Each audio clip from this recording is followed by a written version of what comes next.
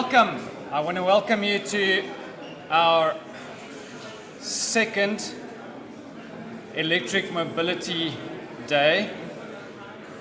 You're Western students. Oi! Oi, oi. Okay, thank you. Thanks very much. All right, I want to welcome you to our second Electric Mobility Day. Most of you won't know this, but we tried last year and it wasn't quite as fully populated as this year. But I'm very happy to welcome all of you. It's obviously a huge privilege, and we've got a ton of people around, and I'm going to mention some of them in a second. Just before we start, it is obviously an Electric Mobility Day. I just want to talk through the program. Before we do, I'm supposed to give you safety advice. I've not been given any, but I think if there's an emergency, we can all exit through here and then aggregate on the lawn right in the back of this hall. All right, in terms of the program that we're going to go through, this is what I have in mind. I really hope we can stick to it. I'm a bit of a time Nazi, as you will see. But we're gonna do a welcoming now, and then what we'll do is I'll introduce you to the research group. We'll have a look at a few research challenges. We'll have a look also at the opportunities. We'll highlight some activities that we've been busy with in the research lab. And what you will find is this is very much focused on paratransit or minibus taxis. But as I go through this, try to keep in mind that we're actually a much bigger group, as I'll show you, and there's a lot more research ongoing. This is just a small little tidbit. And then what we'll do is we'll have a coffee break at 10:30, so then you can talk again. I can struggle to get you back into the hall again. And in fact, we can just stay here. What do you think about that? That'll be much better. And then we'll move on to the ceremonial aspect. So 3 things are going to happen. Firstly, we'll be opening the Electric Mobility Lab formally. This is with the Western Cape Government. And kind of on the side, we also have the University of Cape Town and the University of the Western Cape as partners in that project. And then we'll be doing a bus handover. And this is a big event where we will be handing over a bus that's been a few years in the making. Onto Golden Arrow, one of our strong partners. And then we'll give a quick word to Balancel and to Skytech as they pronounce it. I pronounce it Skytech, I'm not sure what's right. And this is really leading us into then the big finish, which is where we will talk about this eCross Africa event that's just finished, and we will be handing over 2 of the motorbikes from Rome Electric, Rome in Nairobi, to Stellenbosch University. And then finally, so this is important, finally what we'll do is we'll do a few demonstrations. Now, before I do the welcoming and the formal acknowledgement, I just want to show this so you understand what's going on. When you entered from the Bottelrijp, no, it's not the Bottelrijp, the Polkadrijpad, you will have seen that you entered through a very nice passage of trees, canopies and everything. As you parked, to the left, up the hill, there's an area where the buses and the vehicles, some of the bigger scooters are parked as well. So if you want to see the electric bus, the electric minibus, any of the Volvos, the Volvo truck, what do you call the front part of a truck? I can't remember. Tractor. That really doesn't make sense. Okay, the tractor, and then you head over there. It's a bit of a walk uphill, but you can head over there. And then if you want to look at any of the motorbikes or any of the infrastructure and test equipment, then that'll be just behind the passage here, or at least behind the hall here, you'll find that. So it's important that you realize there are 2 different stations. Please pay attention to both and please visit both.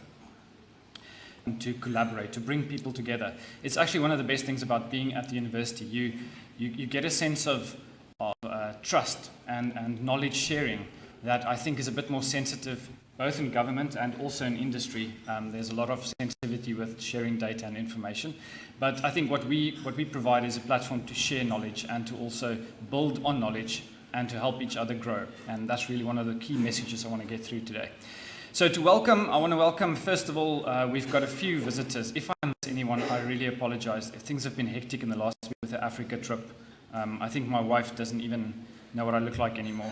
So the people I want to welcome is, first of all, we've got 2 special guests here from Oxford University, and you'll see later they've been very influential in setting the course for this research lab and the research effort. So Malcolm and Chris, the crazy one, very welcome here from University of Oxford. Thanks for coming. We also have quite a few representatives from Western Cape Government. Specifically, I don't see the MEC at the moment, but he's coming. So, oh, he's here, sitting in the back. Thank you very much. The MEC for Mobility, Mr. Isaac Seleko, is here. So he's sitting in the back. He was supposed to sit in the front. That's very nice and humble. We also have quite a few people just from all across the Western Cape and the city. So we've got, for example, Mr. Yasir Ahmed, who will be speaking a bit later, who's recently transitioned from the government into the city. So we've got nice governmental representation here. And there were also 2 people coming from the National Department of Transport. I'm not sure if they ended up coming. Also, obviously, Professor Moyo, who's our Vice Rector of Research. She'll be joining us at 9:30. We've got Professor Skutter, who's our Vice Dean of Research at Engineering. And you'll see later engineering is wholly represented, except mechanical engineering, who I don't trust. And then we also have the CEO and the Chief Engineer of Golden Arrow, Francois Meyer, who was going to talk, but he handed that responsibility to Giri because Giri can't stop talking, so that's great. And we also have the founding member, and I'm not exactly sure what your executive title is, but Philip Lofstrom, are you here? He was busy with us last night until quite late, so I think he may be coming in a bit later. We've got the CEO of RAM, one of our key partners also, Kevin Reinders. Kevin, thank you very much for coming, and his technical deputy, Donovan Creer. And we have Priyan Reddy, who's going to talk in a minute. He didn't come, but he's representing Green Cape. And Green Cape they also play the same role as us as a university. They're really instrumental in building bridges and bringing people together. And that's what we're into as well. Dr. Neville Smith from SANEDI, I think he should be here. Not yet. He's been fundamentally important in getting this retrofit project off the ground. So he'll be part in handing over the bus as well. And he's enabled a lot of what you will see today. And through him as well, he's managed the LEAP-RE project. And you're sitting here today because of the LEAP-RE project. They're funding this event because they gave us a lot of money, to be honest. And they said, go and spread the word. Go and build electric mobility as a concept and get things going. So it was fantastic through SANEDI funding and also through European Union funding. And I think we also have the Western Cape Government Energy Team. And believe this is amazing. When the word started to spread, it was amazing with this trip through Africa, how the universities in Africa also latched onto this. So we actually have people from Botswana University here. We've got people from Dar es Salaam Technical Institution here. We have people from Kenya here. And I think there may actually be someone from Makerere University as well from Uganda. So I think what's happening is we're really crossing the boundaries or the borders. And as I said at a few places now, we're trying to reimagine the borders that were drawn by colonial hands up in Europe. All right, and I know I don't look like this new space to say that, but Malcolm describes himself, or he identifies as African predominantly, and he doesn't look African either. So I'm just gonna embrace that as I'm standing here. All right, I don't want to make too much of a meal of this opportunity, even though I'm a lecturer. So let's launch into the formal program then. The introduction to the group. So one of the key messages I want to take away, I'm being honest about this so you don't forget, is that us as a research group here at Stellenbosch University, but also the other 2 institutions, UWC and also UCT, we are many, we are strong, we've got a lot of research skills, we're a multidisciplinary team that are not afraid to work together. I think there's a new era in academia growing where we're breaking down the silos and we're realizing that where the value actually comes in is between those centers of excellence. It's where people don't focus. So what you'll also see today, it's not just between the different departments in the universities, the different faculties, but it's also about us working with government, us working with industry, because our incentives are aligned. In this country, I think if you're from South Africa, you'll agree with me, the heading has changed. We're heading in a good direction. We're actually in a good space. And not just us, Kenya, Zambia, all of us are in a good space with good opportunities. And the more we can work together, the better. So just take from this message, we are many. We've got all the departments of engineering. Oh, just kidding about mechanical. We have some of them as well. And we also have transport economics. And within that group, there are actually social scientists as well. And there are also people working on psychology, for example. One of the people visiting here, Harry from France, is an exact example of what I'm talking about. Someone coming from social scientists doing a PhD in engineering, just bringing a depth of experience and understanding that us as engineers don't have. My wife always says, we engineers, or we tend to think we can fix everything. We definitely cannot. We need multi-spectrum and multi-input systems to get things working. All right, again, the message that you need to take from here are, we are many. We've been working on electric mobility for 5 years, and in Chris's words, I've strong-armed us into a position of doing this, and that was the intention from the start. It's taken 5 years, but we are there now, and we have a multitude of industry partners, and some of you as industry partners here won't even know that we're working with the others, because we respect your trust, we work with your trust, and we appreciate that you have IP that you have to go and run businesses with. Francois, I just want to acknowledge you as well for being here. Where are you? Just raise your hand quickly. Francois Snyder. Thank you. I see you. I acknowledge you.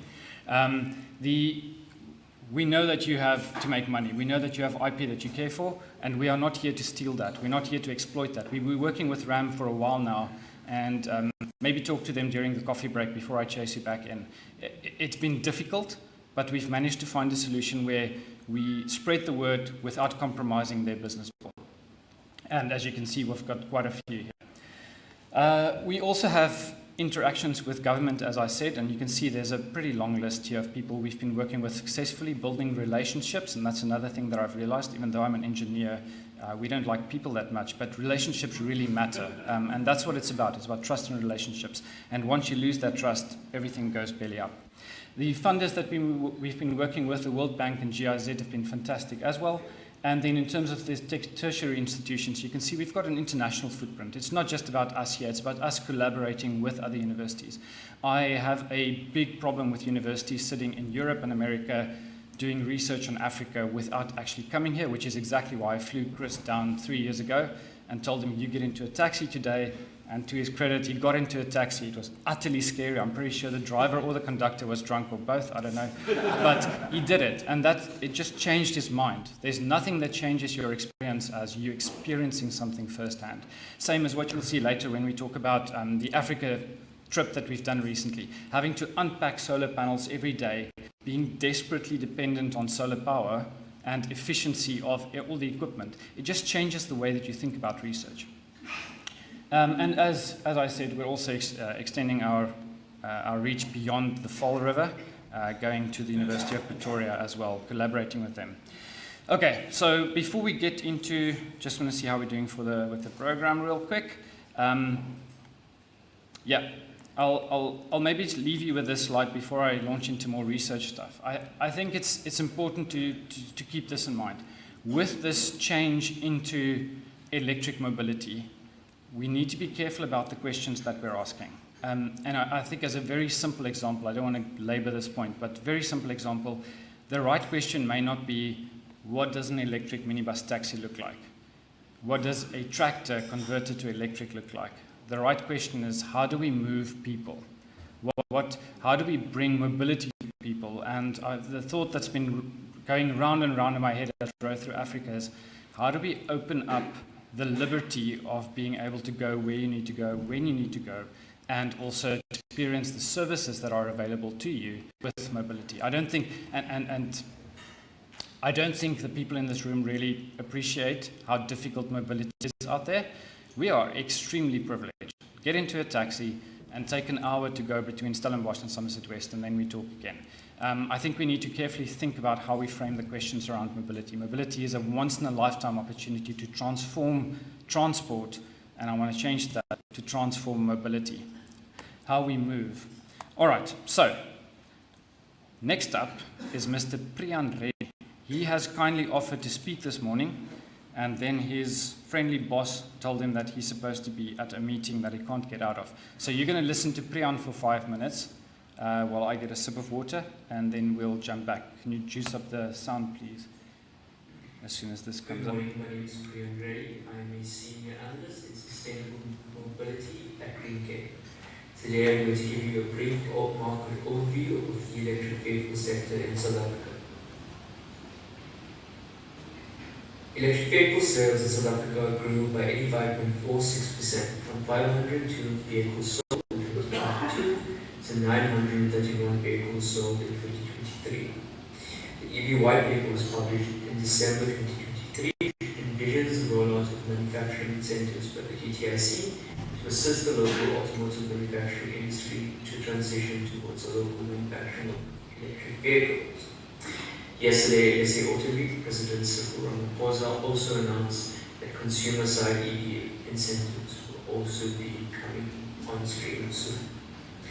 There still are industrialization bottlenecks such as energy and logistics crises which need to be addressed to facilitate new investment in EV manufacturing.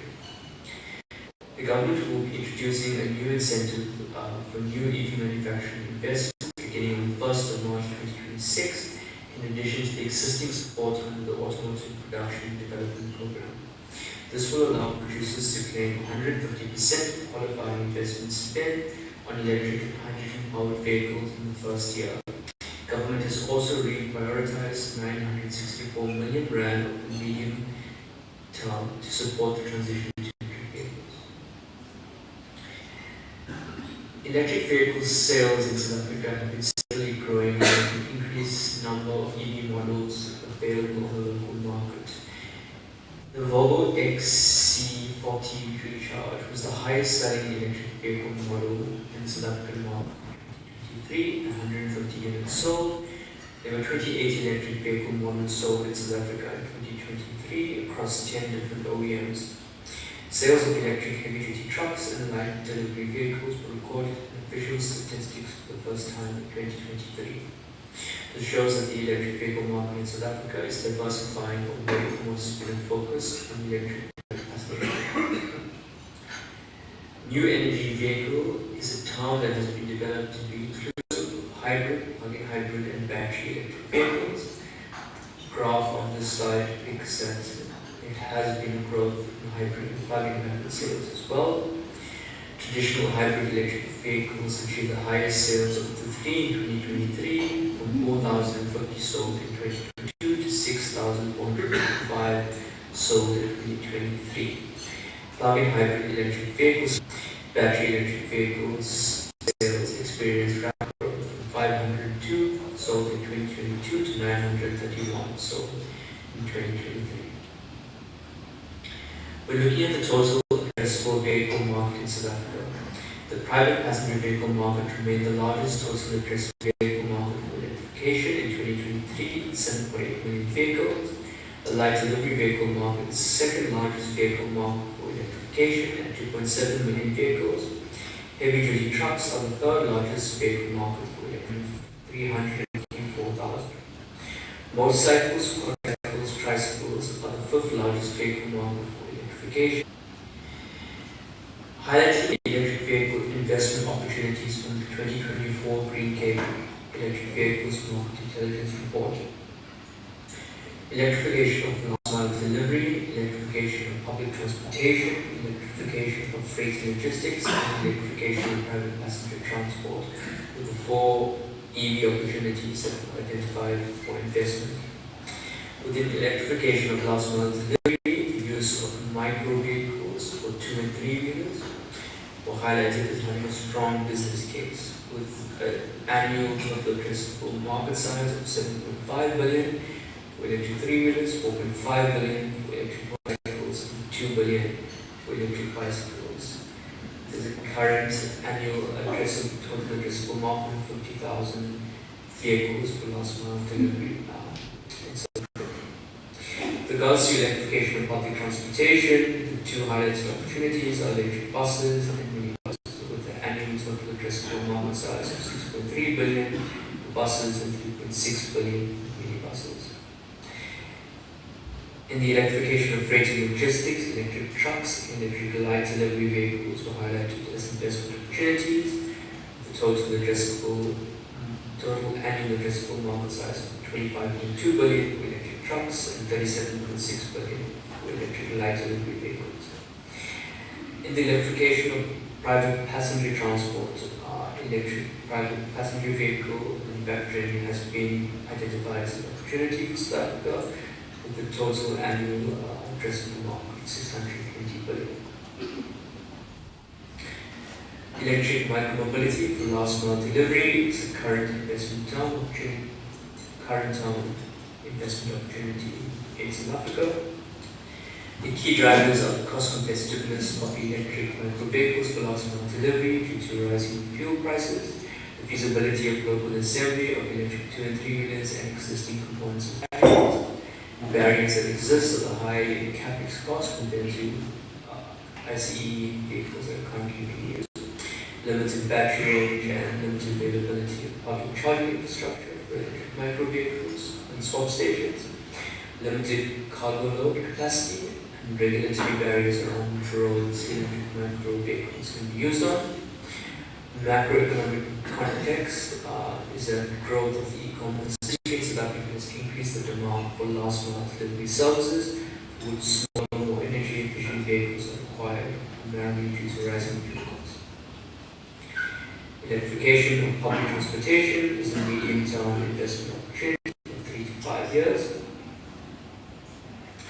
Within this opportunity, the key drivers are the growing cost competitiveness of electric buses and minibus taxis, feasibility of local assembly and existing component supply chains, and fiscal constraints that limit the growth of public transport subsidies by government, which means that switching to electric fleets will help fleet operators save operational costs and thus increase the economic viability of the sector.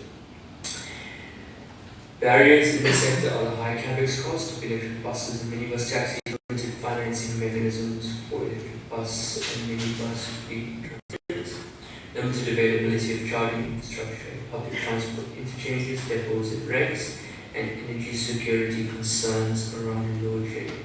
In particular, a need has been discovered around the upgrade of distribution grids, where large fleets of buses and taxis will require to charge. In the macroeconomic context, the decline of passenger rail services in South Africa and the deregulation of informal minibus taxi services has increased the demand for road-based public transportation. Electrification of freight and logistics is a medium-term investment opportunity, 3 to 5 years. The key drivers are the growing cost competitiveness of electric trucks and light delivery vehicles, of freight and logistics due to rising fuel prices, and the feasibility of local assembly of electric trucks and light delivery vehicles and existing component supply chains. The barriers are the high capex cost of these vehicles, limited financing mechanisms for electric trucks and LTVs, and limited availability of charging infrastructure at logistics hubs and depots, as well as security concerns around load shedding and limited charging infrastructure. In the macroeconomic context for the sector is the decline of freight rail services in South Africa and the deregulation of road freight transport has increased the demand for freight moved by truck. The local manufacturing of electric private passenger vehicles has been identified as a medium-term investment opportunities for 3 to 5 years. The GTIC's manufacturing incentives for OEMs are going to come into effect in 2026. Key drivers for this market opportunity is diversification of global supply chains away from China. The Western markets are following the China Plus One industrial strategy, and so South Africa is well placed to benefit from moving away from the East. Competitive cost of labor and currency exchange rate in South Africa, duty-free export market access in the USA through AGOA, preferential trade agreements with the UK and the EU, as well as the availability of key minerals in the battery manufacturing value chain to develop precursor input minerals. The barriers are energy security concerns around load shedding and logistics bottlenecks, and the macroeconomic context for this transition is global ban on sale of new ICE vehicles in key South African automotive markets, which apply pressure on local OEMs to transition their manufacturing, as well as OEMs themselves who have made global commitments to phasing out production of ICE vehicles. EV charging infrastructure, there are currently 500 plus public EV charging stations installed across South Africa. This graph just shows a general overview of the number of EV charging stations in South Africa in 2023 per charge point operator. A breakdown of the number of EV charging stations versus connectors in South Africa 2023 data. A breakdown of EV charge points by connection type, also 2023 data. Comparing across AC, DC, Type 2 and CCS across all installed public including dealers and public excluding dealerships. South Africa has sold roughly 2,500 EVs since 2015, roughly 500 public EV charging stations in South Africa at present. Demand for EV charging would largely be residential and offer small base in urban areas of the short to medium term. There are a growing number of charge point operators in the space. The case for charge point operators is still largely constrained to limited threshold of EV consumers coming online. Distribution grid capacity limitations in certain regions is an emerging barrier that will need to be addressed. Charging infrastructure is mostly located at points of attraction, fuel stations, and along freeways. This growing calls for government to regulate EV charging infrastructure and regulate charging point operators. Comparison of global versus local context. Global best practice is that the ratio of EVs to public charging stations should be 1:10, means 10 EVs for every public EV charging station. South Africa's current ratio is 1:5, that means 5 EVs for every public EV charging station. Overinvestment in public EV charging infrastructure has occurred in anticipation of EV sales growth over time. There's a race by charge point operators to gain market share in anticipation of this future growth. Thank you. Okay, I don't think we need to applaud because he's not here. It's okay. You need to really be practical in these cases if you work with stuff. Okay, so firstly, I forgot a few people, but before I jump to them, if you all could just squash in a bit. There are quite a few people standing in the back, please. And then Stefan, can you come to the front? You're going to talk soon, please. So please squash in. I forgot to mention the local team just because they're so close. So Zimmy, CEO, what are you? CEO Michael Maas, welcome. And I think Neil Dupree is also here from Melevans. Congratulations with your recent certification. Yes, and I forgot one more that I'll remember later. It's okay. All right, so what we're going to do now is I'm just going to give you a quick, brief overview of the research that we're presenting. And as I said earlier, this is just a small snapshot. There's a lot of electric motor manufacturing, electric motor design that's also going on that we're not going to cover here, but just know that all of that is happening. So the students who are presenting, if you don't mind just coming here, I want to make this as seamless as quick as possible.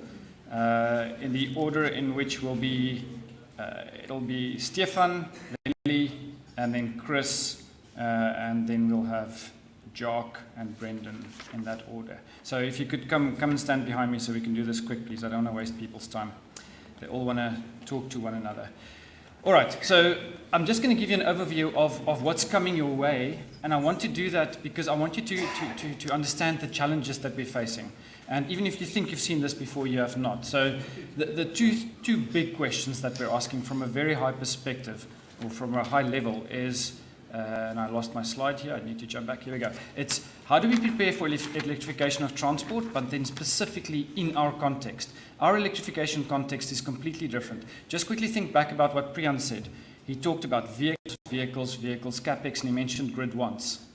We need to shift our damn focus. We need to get to the energy aspect, and we need to think about both aspects in this country. You can't talk about electric mobility without thinking about where the juice comes from. In our country, that's a desperate need. In sub-Saharan Africa, that's a desperate need. If you drive through Zambia, we were talking yesterday, 12 hours of load shedding in a day. How do you support mobility, firstly, but secondly, how do you accommodate mobility and the impact that mobility will have on the grid? So there's a circular aspect that we need to consider there. Energy, so grid stability, vehicle production, crucial things. The next thing is about how do we leverage the electrification transport, as I said earlier, to make things better. It's about job creation and improving mobility, both in terms of safety and efficiency, and also health. Many people talk about greenhouse gas emissions. We, as sub-Saharan Africa, contribute a fraction to greenhouse gases when you look at transport. That's not our main concern. Our main concern here is about clean air that we breathe. That's what we should be worried about. That's the thing that's causing a knock-on impact. And if we as engineers talk about technical aspects and about things we don't really understand without thinking about health systems, we're going to miss the boat. We need to get a bigger picture in mind. You can see I'm married to an economist, right? All right, I'm not going to talk through this. I just want to quickly highlight. There got the touts, the conductors. I should have included them here as well. Many different people talk about electric mobility, and the message that you will get very much depends on who you're talking to. What are they trying to sell? What are they trying to pitch? What are they trying to get across? And what are their motivations for doing so? If you're talking to somebody wanting to make money, they're going to try to sell something to you. One of the things, I won't mention names now, but I'll just make eye contact. One of the things that people have told me, and what I believe firmly, is if you don't spend enough money, you're not going to get the projects. And that is, it's a weird, twisted way of thinking. And it ends up us investing in the wrong things. Okay, I want to show this real quick. Again, this is an academic thing. Most of you are not academics, so you don't care very much. But this here is just to show the complexity increase. What I'm showing you now is for petrol and diesel vehicles, what engineers typically thought about. It's about the passengers, and for me, that's the crux, that's the crucial aspect. It's about the civil infrastructure, the roads and the tarmac, and also the parking bays, etc. And the driver, which drives the vehicle. They make decisions, and this is unique for Africa. Our drivers have agency. They can decide where and when they want to drive. Our transport system is not regulated in the same way as it is in the rest of the world, which really complicates matters for electrification. And then it's about the vehicle. Now notice, we don't even mention the fuel stations. We just assume they're there. They've slowly, attritionally grown with mobility, which means that at this point, we just assume mobility's dependence on fuel is not an issue. I'm going to flick to the next slide. Just see the increase in complexity when you think about electric mobility. So all of a sudden now, you still have the passengers, you still have the driver, but now it's not just about driving behavior, it's also about charging behavior. There's a lot about how the driving behavior affects the efficiency of the vehicle, affects the range of the vehicle. The vehicular aspects also increase. I tried to mark the ones that increased or got added here in blue.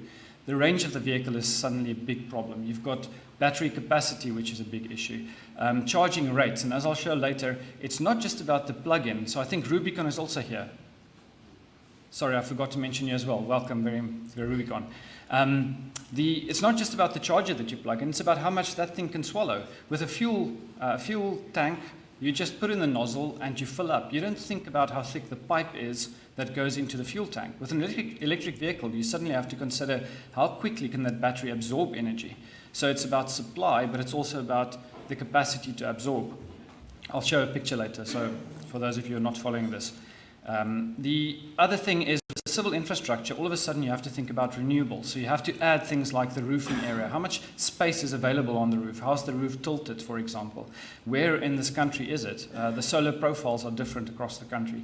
Looking at the number of parking bays. In terms of electric infrastructure, this whole beast here is added. And then fundamentally, as I stand here today, I wish I was Johan Strauss. He's working in battery technology. That's where it's at right now. That's where we need to focus a lot of our... Yes, so let's move on. So the 4 aspects that we focus on in at least my part of the research group, there are more people sat here who work on this, is the vehicular aspect. And as Priyan said earlier, it's not just about passenger vehicle. It's not just about freight. If you go into sub-Saharan Africa, looking at new and converted vehicles, the infrastructure aspect, the operational aspect, and this is key for our research because it is different in Africa. Charging behavior, mobility, but then this one is kind of weird, it doesn't fit into the rest of it, but it's crucial to highlight this. It's how do you simulate this? What software do you build, and how representative is that software? How do you validate it to do planning for electric mobility? Just want to show you this real quick. Again, I don't want to go into too much detail, but I forgot to delete the slide, so bear with me. Things were really rough the last 24 hours. And there we go. So for petrol and diesel, this is what you're looking at. You're looking at long ranges, you're looking at long lifetimes, and you're looking at fuel stations that can store a lot of petrol for it. If you go to electric, all of a sudden this fuel station goes away.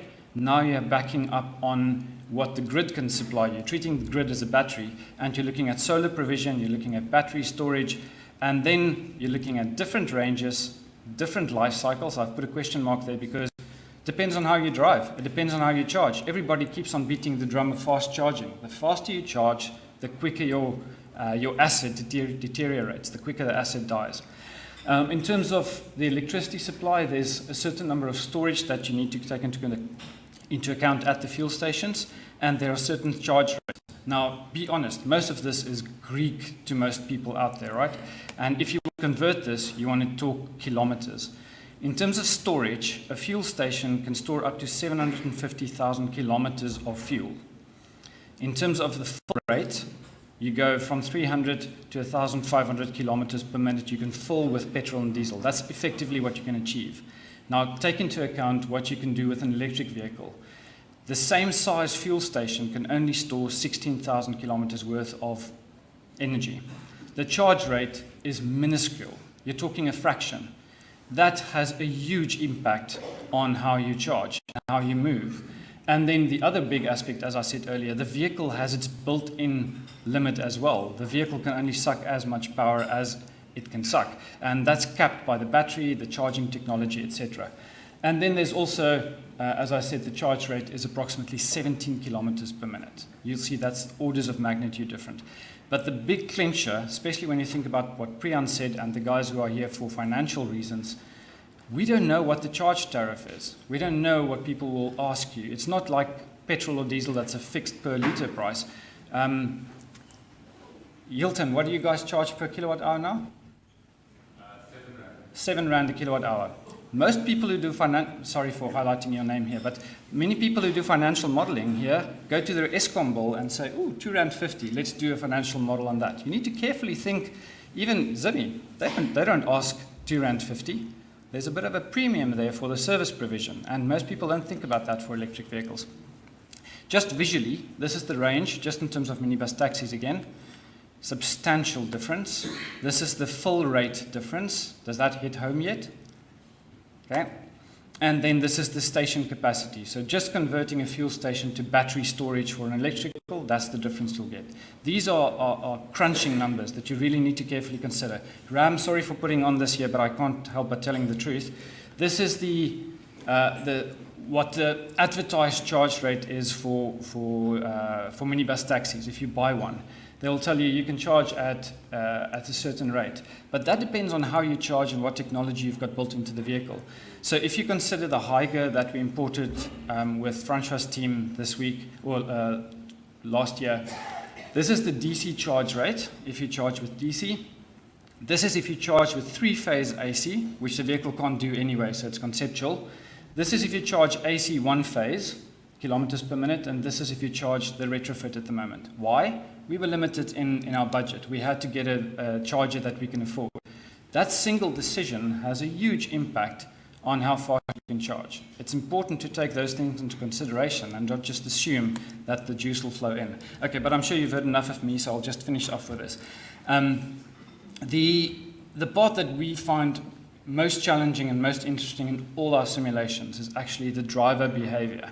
How does this driver drive around, and when do they choose to charge? For electric mobility in the developed world, you put down a schedule. You tell them, I want you to charge from this hour to this hour. So Gideon and his team, for example, they tell the bus drivers, you charge from 9 to 3, done. Minibus taxi driver does not care. Every time they have to make a decision, they choose, do I drive now and go and find money, or do I charge now? What's the charging rate now? How on earth do you simulate that? So there are 3 ways that these guys will cover now. Sorry, I just want to highlight this as well. The questions we have to answer is from where to where at what time. Right? That's what it's about. How do they drive? Because that has a huge impact on efficiency, which has an impact on battery state of charge, which has an impact on decision making. A lot of knock-on effects. And then where and when do they choose to charge, for how long? We don't have a clue. Most of our simulations initially assumed that they would charge the vehicle until it's fully laden, or at 80%. You'll typically hear those numbers. We don't know. At the moment, when a taxi driver wants petrol, they drive to a petrol station, 20 Rand boss, let's go. How will that manifest with electric mobility? We don't know. So what Josh will present a bit later is some of the models that we developed to predict for that. But fundamentally, there are 3 ways to model mobility. The first one, which is false, but we're working with that assumption. So most of the results most of the results actually have that in, is what if mobility has to stay exactly the same? So let's assume that petrol mobility shows what it will look like. So most of the results has that. The second option is we say, let's transform, let's professionalize, I think that's the PC term, let's structure transport. So let's schedule minibus taxis. And that has a totally different knock-on effect on electricity consumption and on efficiency and on safety as well eventually. And then the third one, which is what Josh will present, is about what happens if we then use agent-based modeling and we make clever decisions at each decision node. All right, so first of all, I'm going to start with you, Stefan. I hope that's okay. Stefan didn't sleep. He's been driving across Africa for the last 2 weks, and I begged him to go to bed at 12 o'clock last night. I don't know if he did. So Stefan, you're up first. Did you send me your presentation? Are you just going to wing it? Yes, let's go. Hello, everyone.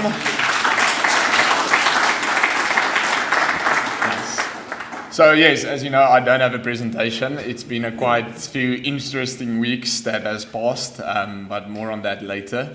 But yes, under the retrofitting guy of the Reese group, I was brought in by Tinus in my final year to basically check how can we retrofit and work with industry and see what vehicles we can produce. Because everything you've just heard, the simulations and everything is incredible. And I think it can help industry, it can help policy, it can help financial modeling and everything if we have accurate simulations.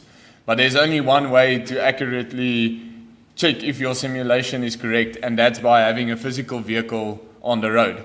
And the reality, and I can now honestly say over the past few weeks, that Africa is unique in every single way and form and in every country.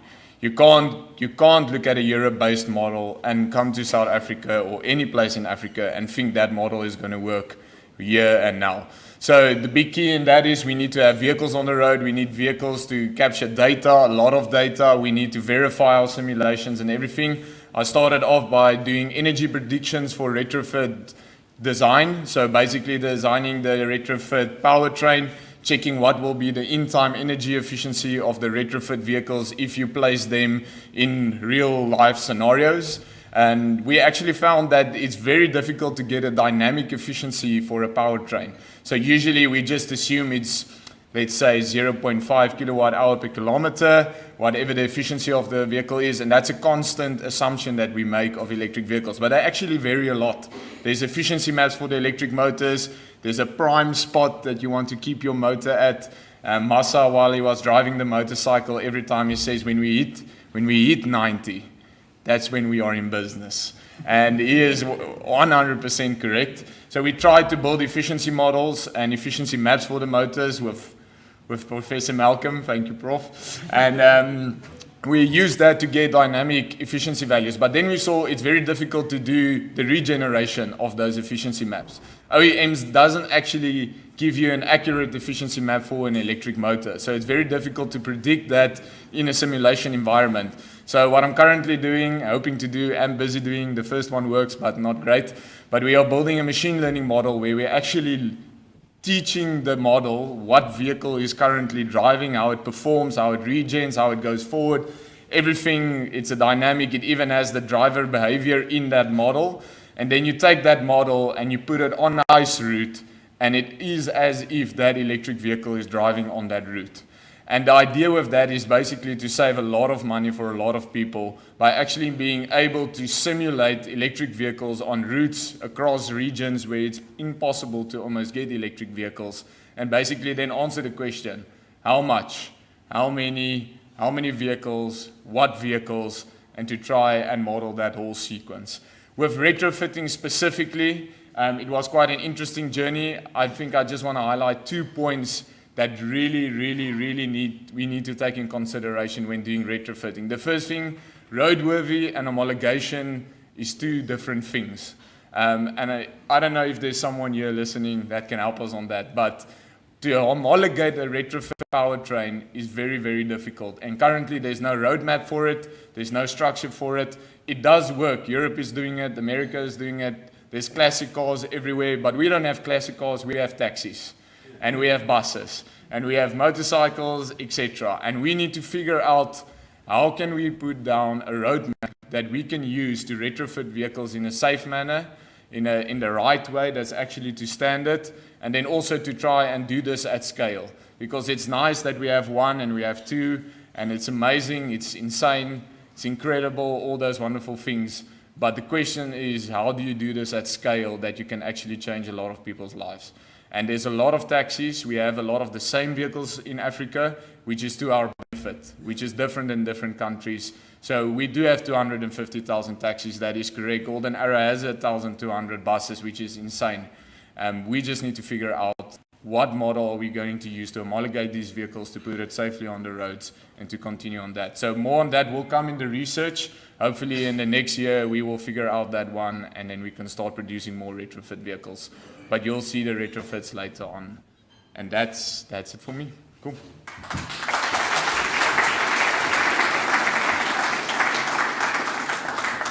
We have unbelievable students. I don't think we even know how privileged we are. So last year, after Stefan spoke, Gideon doesn't mince words. He came to me and he said, "Hey, daai ouetjie praat beter as jy. Hy moet die dosent wees." And I felt bad for a year because he said Stefan speaks better than I do. And then last night I found out he was Redenaar's champion in debate champion a few years back. So I don't feel bad anymore. Well done, Stefan.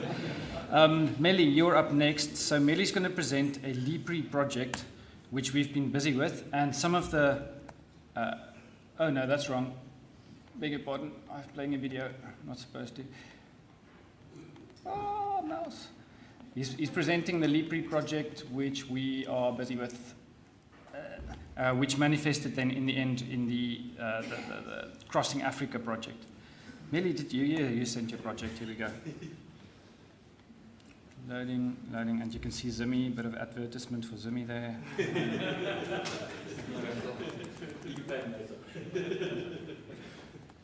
Okay, Melly, I'll be with you in 1 second. There we go. Morning, everyone. My name is Melly, and as Tina's mentioned, today we're going to talk about the EV infrastructure side of things. So it is important that we do, or that we are cognizant of where the energy comes from, and plan ahead on how we're going to accommodate EVs. At the moment, it's not a big issue in South Africa, but the uptake is going to be almost exponential.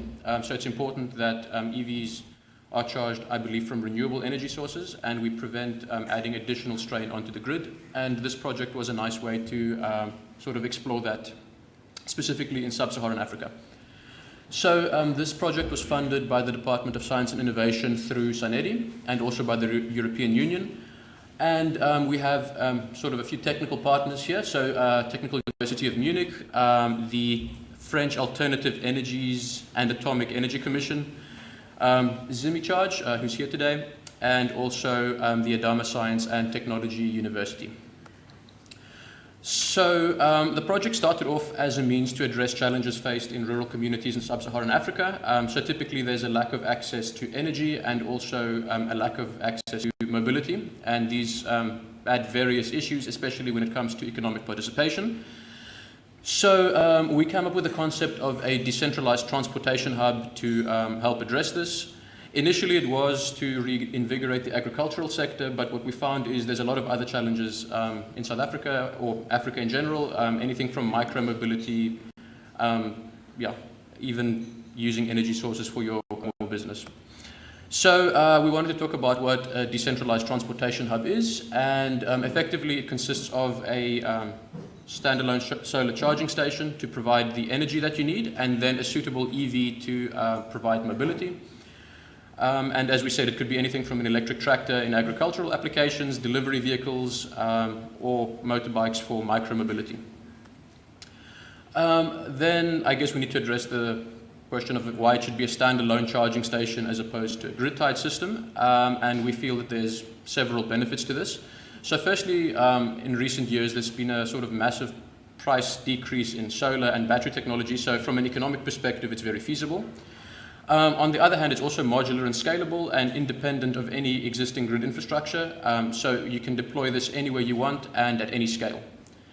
Obviously, there's also the benefit that it wouldn't be affected by load shedding, and in South Africa, our grid is mostly coal dependent, so your CO2 footprint would be possibly higher driving an EV if you charge from the grid versus driving your internal combustion engine vehicle.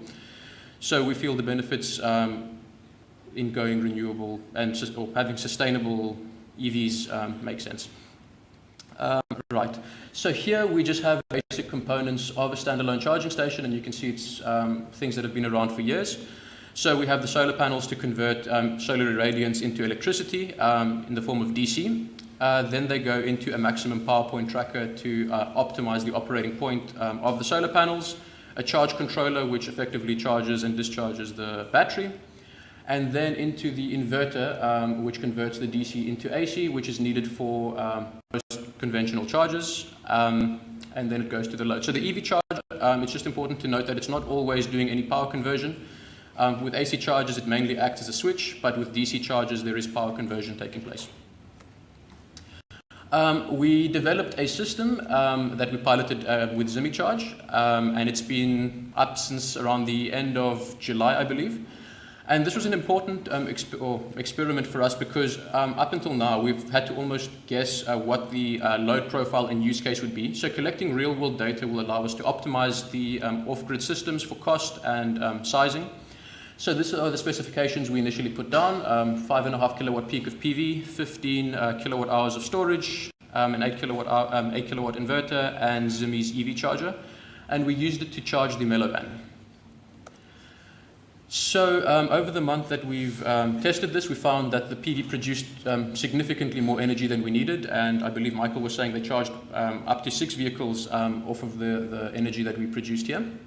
But specifically analyzing the case of the Mellow Van, we only needed about 90 kilowatt hours, so yeah, more than 4 times the energy we needed. And on a daily resolution of analysis, we found that we were only unable to meet just over 1% of the energy, 1 to 8 kilowatt hours per kilometer, and then you can see our daily averages. So we produce significantly more PV than we need on a daily basis. This graph here just shows the durations that we considered, and you can see only on the, I believe, 13th of August, our demand exceeded our supply. As part of the project, we developed some open source PV sizing guidelines because knowledge dissemination is important, and we want to promote the sort of design of off-grid systems, and this is something I feel anyone can be trained to do. Then I can move on. Yes, so the first iteration was the pilot system at ZimiCharge at the Sustainability Institute, and then we had a second iteration, which is this mobile charging solution. So the idea would have been to put solar panels, batteries, inverters in a trailer, and the application here would be a charging hub for small EVs to provide off-grid energy in any location on demand, mobility, disaster management, etc. And yeah, a lot since then. So there are definitely improvements that will be made on future iterations. Thank you.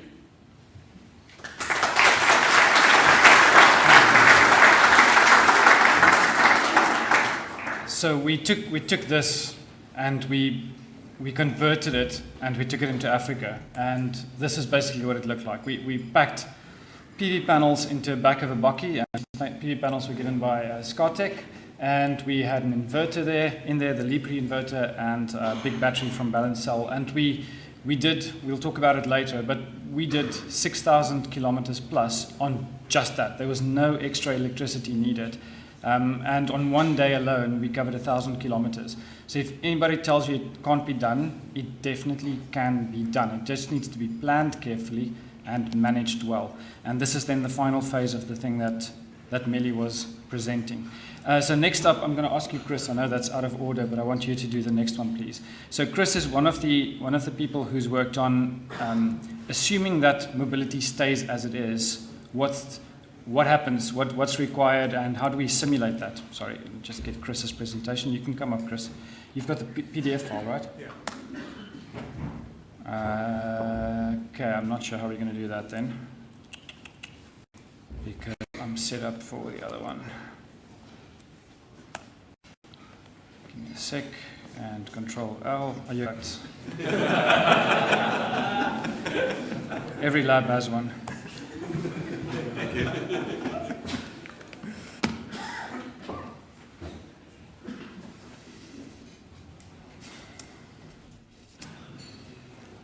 few weeks ago, I took a minibus taxi, and I met a lady in the taxi who was earning 3,000 Rand a month, and off of that, she had to spend 600 Rand, or 20%, just on getting to work and back. She's a single mother of 3 children, and that was before she got retrenched. On average, people spend more than 15% just on transport getting to work. And with fuel prices increasing, this makes it even more precarious for people like Angela. Her name was Angela, who I met in the taxi. And with prices increasing, taxi prices are also going to increase and transport costs increase, and this is a concern for all of us sitting in this room. And with electric vehicles, it sounds like a good option to curb this rising fuel price to challenges which one faces when moving to electric vehicles. Malcolm yesterday gave me this acronym called STEEP.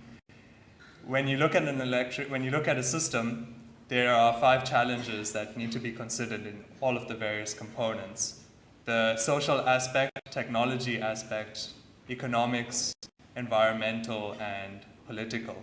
So with the electric vehicle system, you have these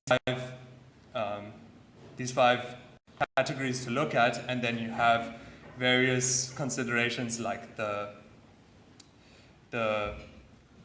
mobility and the vehicles themselves, the charging infrastructure, and you have to look at all these different challenges within each of the different categories. And so the system is very huge with a large number of complexities. Just to name a few, economically, these vehicles are really expensive. Where do you find the return on investment? When is that? And you've got long charging times, and technically, what rate do you charge the vehicles at, and where do you place the charging stations in order to optimize the system? And there's hundreds of potential configurations, which is why simulation is so important, to simulate all these configurations, to optimize and to identify the best solutions. For this, we developed a simulation framework, and I'll step through this and explain how we use this to obtain some valuable results. So the first thing was to gather data of the vehicles. In our case, we used minibus taxis, and we tracked them over a period of a few months to see where do they stop, what routes do they take, and to characterize the mobility of the vehicles. After this, we identified where the vehicles move. So these vehicles traveled around Cape Town, but they also traveled across South Africa as well, for example, in the weekends. And the question becomes, how do you charge the vehicles on those long distance trips and supply for that? So the data ideally would look like this. You have data points every second where you can see exactly where the vehicle is at any particular time, but getting data like this is quite challenging. It's ideal because you can easily connect the dots and identify where the vehicle is moving, but in reality, data looks more like this. Very sparse because of resource constraints, and if you just connect the dots, you would get completely different mobility than what the vehicle actually performed. And so the first thing was to develop a routing algorithm that can identify the routes that the vehicle actually takes based on the road infrastructure, the traffic lights, the speed bumps, all of those things, and identify where the stops are from that raw data. This is challenging in South Africa for a variety of reasons, especially in the minibus sector, where taxis will drive at places where you do not expect, that are not even mapped. They'll drive through pedestrian zones and all sorts of things. Other Other challenges in this include inaccuracies in data. For example, GPS elevation can, it's extremely difficult to get good altitude data of the vehicle. And so from 1 second to the next, the vehicle can apparently jump 10 meters. And you can imagine simulating that and the amount of power representative. So there are various techniques which relate all these potential simulation. To the amount of energy that the vehicle needs for various trips. And we do statistics across the whole fleet to identify the average energy profile of the vehicle, how that deviates between the various vehicles and across various. We also do this for fuel cell vehicles, unfortunately, which I'm not going to go into, but the key takeaway would be that when you include all the various infrastructure required to produce hydrogen, the total energy consumption of the vehicle gets increased by a factor of 3 distance trips. I earlier talked about how taxis have long distance trips on the weekends, and then we have also developed renewable energy. This is a type of the vehicle's mobility is placed at the peak to rely. With these kind of simulation operations, we then took these simulations and we compared it with the retrofit that Stefan and the various stakeholders did. And initially we found that we had a number of findings that the weight of the vehicle, out of the various configurations, the weight of the vehicle is one of the biggest factors that needs to be calibrated correctly. But when we calibrated the model using the retrofit vehicle, we found the actual case. With the actual vehicle, we had 0.34 kilowatt hours per kilometer, and in the simulated case, we had an average of 0.32 kilowatt hours per kilometer. So this may be your perception of minibus taxis. Fast, deadly, and dangerous. But let's not allow them to be doomed to the fate of the future. And let's make electric vehicles a reality. Thank you.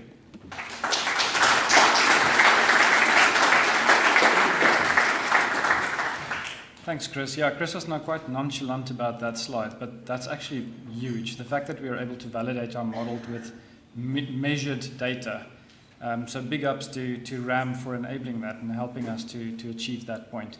That we don't just talk into the cloud, but that we actually do useful research. Who's next? It's you, Brendan. Yeah, I think you first, and then Jock, and then Brendan again. Yeah. Can never get enough of Brendan. So Brendan, Brendan's presenting from the same perspective. It's still this question of, oh, now yours is downloading. How big is it? How viable is it that we continue moving in the same way? There we go. Hello, everyone. Okay, I've been told that I must not speak very long because I am known to speak quite a bit, so I'm going to try fly by everything. I'm not going to go into the details of how we did the whole simulation and stuff, but I'm going to very much go into depth of the results that we've gotten, because I think that really speaks for itself and just demonstrates actually the complexity of the kind of system that we're looking at. So I very much kind of piggybacked off of what Chris has developed, but took it a step further in what it is that we're actually having a look with the minibus taxis. So it's important to understand that currently there exists two systems, right? Two separate systems. So the first one is the mobility demand, right? That's the minibus taxis themselves. They transport about 70% of commuters on the road, and it's a source of livelihood for many people, right? And like Tina said in the beginning as well, the fueling stations, there's plenty of fueling stations, and fuel is really quick for them, right? They can just stop 2 minutes, bam, and they're off again, right? But that's not so the case with electric vehicles. So that's the first kind of system that we have in place, is the mobility aspect of it. Then the second system is actually the grid network, with Eskom and load shedding and a fragile grid network with transformers and stuff. And so currently these two systems exist independently of one another. But as soon as we begin to between the two, and things that can affect the view of basically everything that the simulation entails. But I want to draw your attention to something that we specifically investigated, which is the fact of having charges at the depot, but not only at the depot, but also at home as well. And that's, you're going to see in the results how that's actually going to play a key role in this electric transition. So the first scenario that we tested was slow charging, right? Slow charging in this sense basically means 7.2 kilowatt charges at the depot. And then for the home charges, we also assume 7.2 kilowatt charges. So that's basically your highest single phase AC that you can get from a charger. So on the graph over here, you can actually see that as we increase the number of charges at the depot, the success rate, right? So your your y-axis is actually your success rate, your viability rate, your feasibility rate, how successful you would consider the electrification of the taxis. And you can actually see the stark difference over here where we have about 69% success rate when we include home charging, but when we have only depot charging, we only get to about 10% or 11% success rate. So that's a fancy graph, but what does this actually mean in numbers, right? So for a single charger at the depot, we can service about 3 taxis, right? Now you might be like, wow, that's amazing, right? But the success rate of those taxis is actually only 11%. So it's not an accurate representation of what it means to have a charger there, because the mobility, so I'm going to say this, right? So a lot of people kind of look at the mobility of an electric vehicle in the sense of a single trip that can be performed before charging, right? So they give the maximum distance that can be done. However, when you have a look at mobility overall, you can't just look at a single trip. You have to look at the charging time included with that. And so that is very much what we had to look at. So in the depot and home charging, a single charge at the depot can serve 2 taxis, and we get about a 68% success rate if we have a look at the mobility over a whole day, right? So again, what does this mean in numbers? So if we use a 70 kilowatt hour battery for the taxis, we can get about 140 kilometers per trip, right? However, with the slow charging in the depot only scenario, this actually decreases down to 120 kilometers per day, right? What does that mean, right? So obviously I said now that instead of having a look at a single trip, we have to look at mobility over a single day. We need to account for the charging time that is required. So this 140 kilometers reduces down to 120 kilometers because we need to allow for charging throughout the day. However, if we include home charging, this number increases all the way to 200 kilometers per day. So I'm hoping you're seeing the necessity of actually including home charging in the electrification of minibus taxis. So what happens if we use, I believe it's 22 kilowatt charging, which is the highest 3-phase that we can get, and we can see a stark increase in the success rate for the depot and also for the home charging scenario as well. So what does this mean in numbers again? So for a single charger at the depot, it means that we can now service 1.5 taxis with a success rate of about 55%. If we include home charging, we still get 1 charger at the depot for every 2 taxis, but now the number has increased all the way to 79%. So what does this mean for mobility? Again, we have the 140 kilometer per trip limitation. You guys can see I love animations.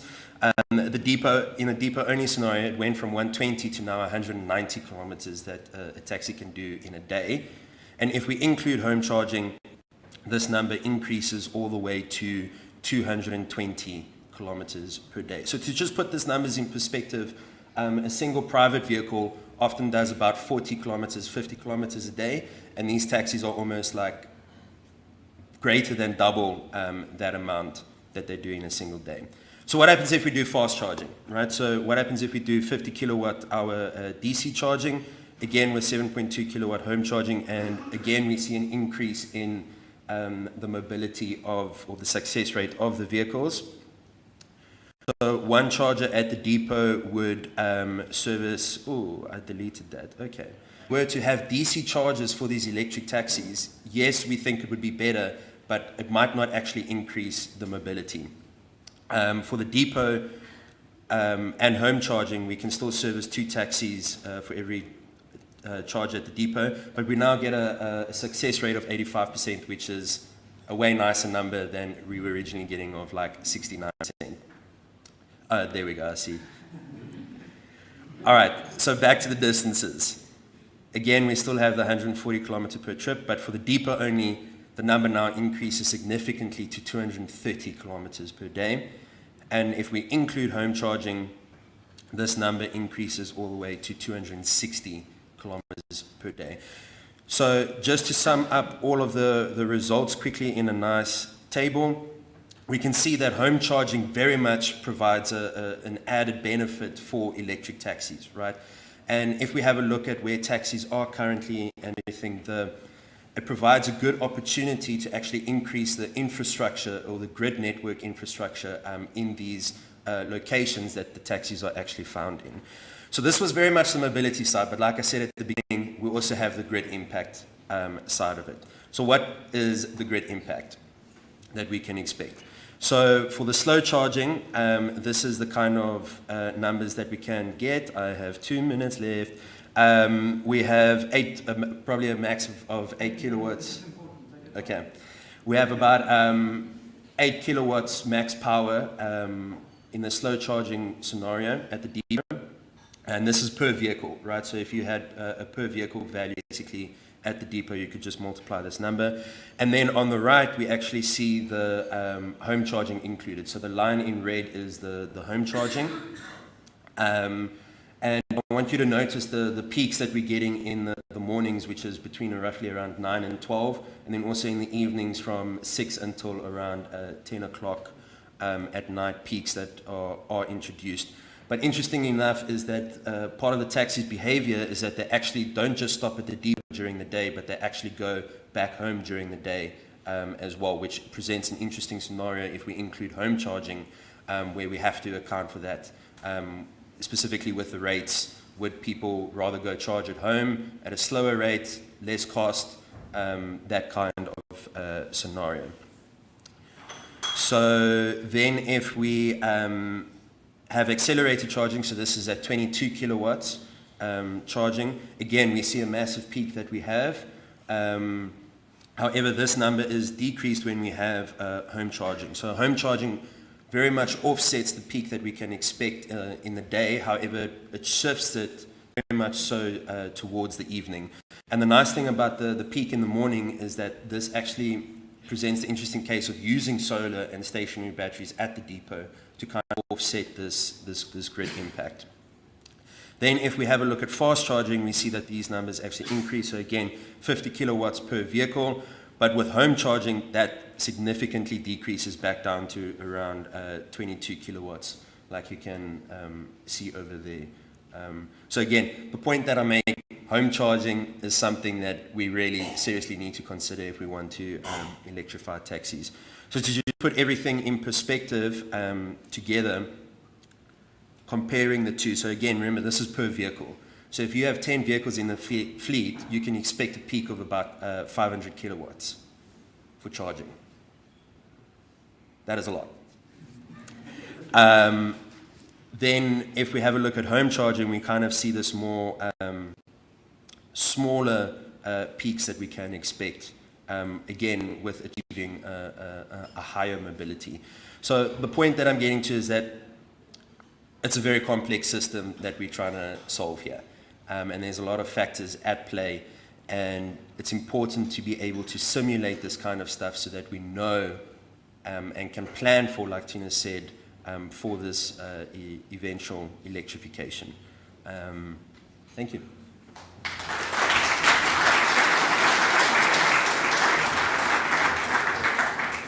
I don't have favorite students. I don't like either of them or any of them. But the work that Brendan's doing for me is crucially important for our country. And I also just want to acknowledge Johan Strauss, his co-supervisor, for the depth in thought that has gone into this. It's taken us hours just to imagine how to present this. It's been a substantial challenge. You are Jock every day. All right, so Jock is taking the second option, and that is looking at restructuring the minibus taxi sector, professionalizing it. And his work is with Tess, who you may know, Petrus Ackerman. Good job. Okay, hello everybody. Scaling of mobility in sub-Saharan Africa's eventual electric paratransit. I'm Jacques Wist, PhD student.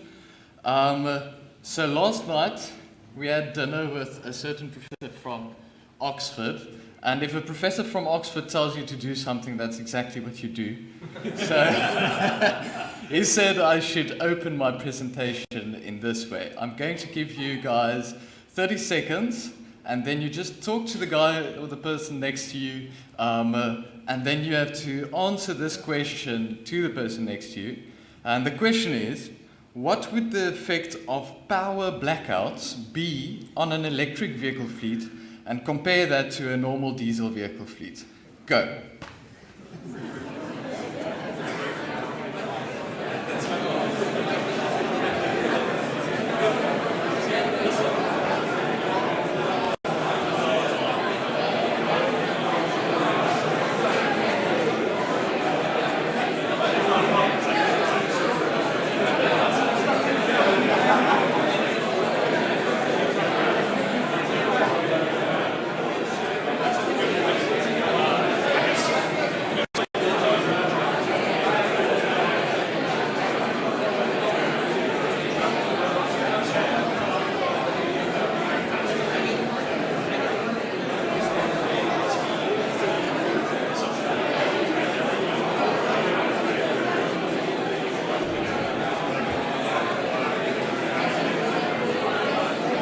Okay,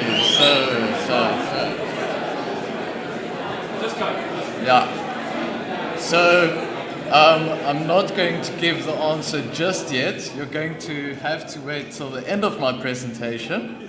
That was another clever part of the story.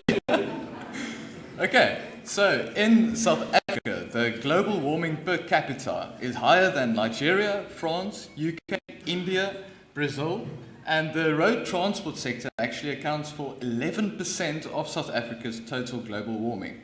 Now, the obvious question to ask at this point is, how can we reduce this? And the one thing is improve public transport. If you improve public transport, this will attract more users, which in turn will decrease private vehicle use, and thereby drastically decrease carbon emissions. And then, what if we can make the improved public transport electric, thereby further decreasing carbon emissions?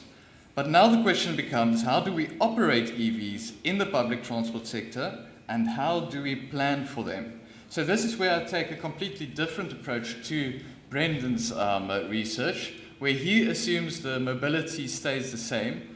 I assume we have the individual trips that need to be completed, the demanded trips for these passengers, and I can schedule them whatever way I want to, and we can tell the taxi people, okay, you have to do this now, you have to do that now, which is an assumption, but it's very important to simulate this and see what this leads to.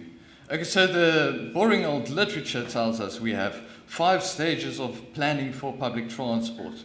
And here I assume the data collection, the network design, and the timetabling is already done. I have that information, and I'm just doing the scheduling.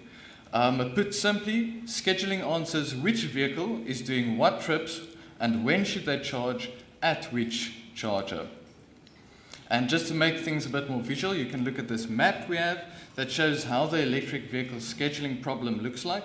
Basically, it is a bunch of locations and a lot of trips that are demanded between all these locations. And now if you look at the solution to this very simple problem, you can see how it quickly becomes quite complicated to arrive at a feasible and optimal solution. So there are solutions to the electric vehicle scheduling problem out there, but none of them are really tailored for the sub-Saharan African context. So what does that context look like? Well, we have rolling power blackouts. Passengers exhibit greater time flexibility.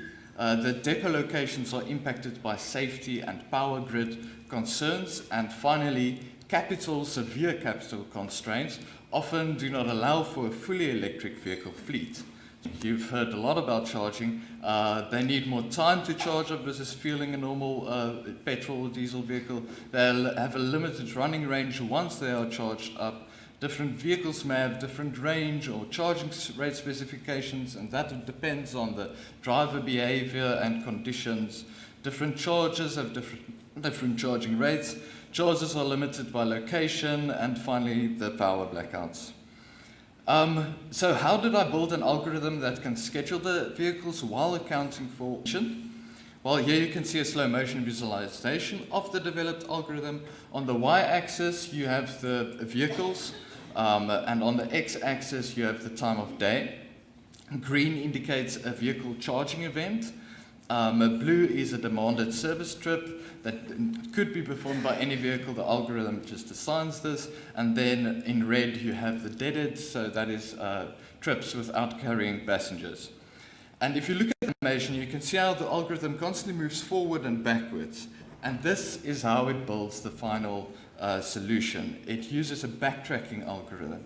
So it explores one solution, abandons it as soon as it violates some sort of constraint, and then it goes back in time, improves the solution by changing it a bit, and then it builds the solution from that point again. And it does this over and over again until it arrives at a final solution. So what did the results say? Compared to the manually generated schedules used in the World Bank project, our results performed extremely well, using fewer vehicles than even the diesel vehicle schedules while doing shorter distances.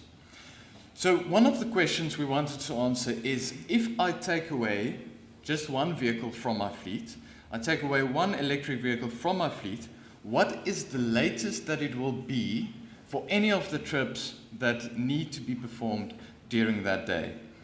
Because if it is just 5 minutes or just 10 minutes, then maybe I don't need to invest in as many electric vehicles. So we looked at 2 case studies and checked how many vehicles you need to have no delays, and then we started removing the vehicles one by one.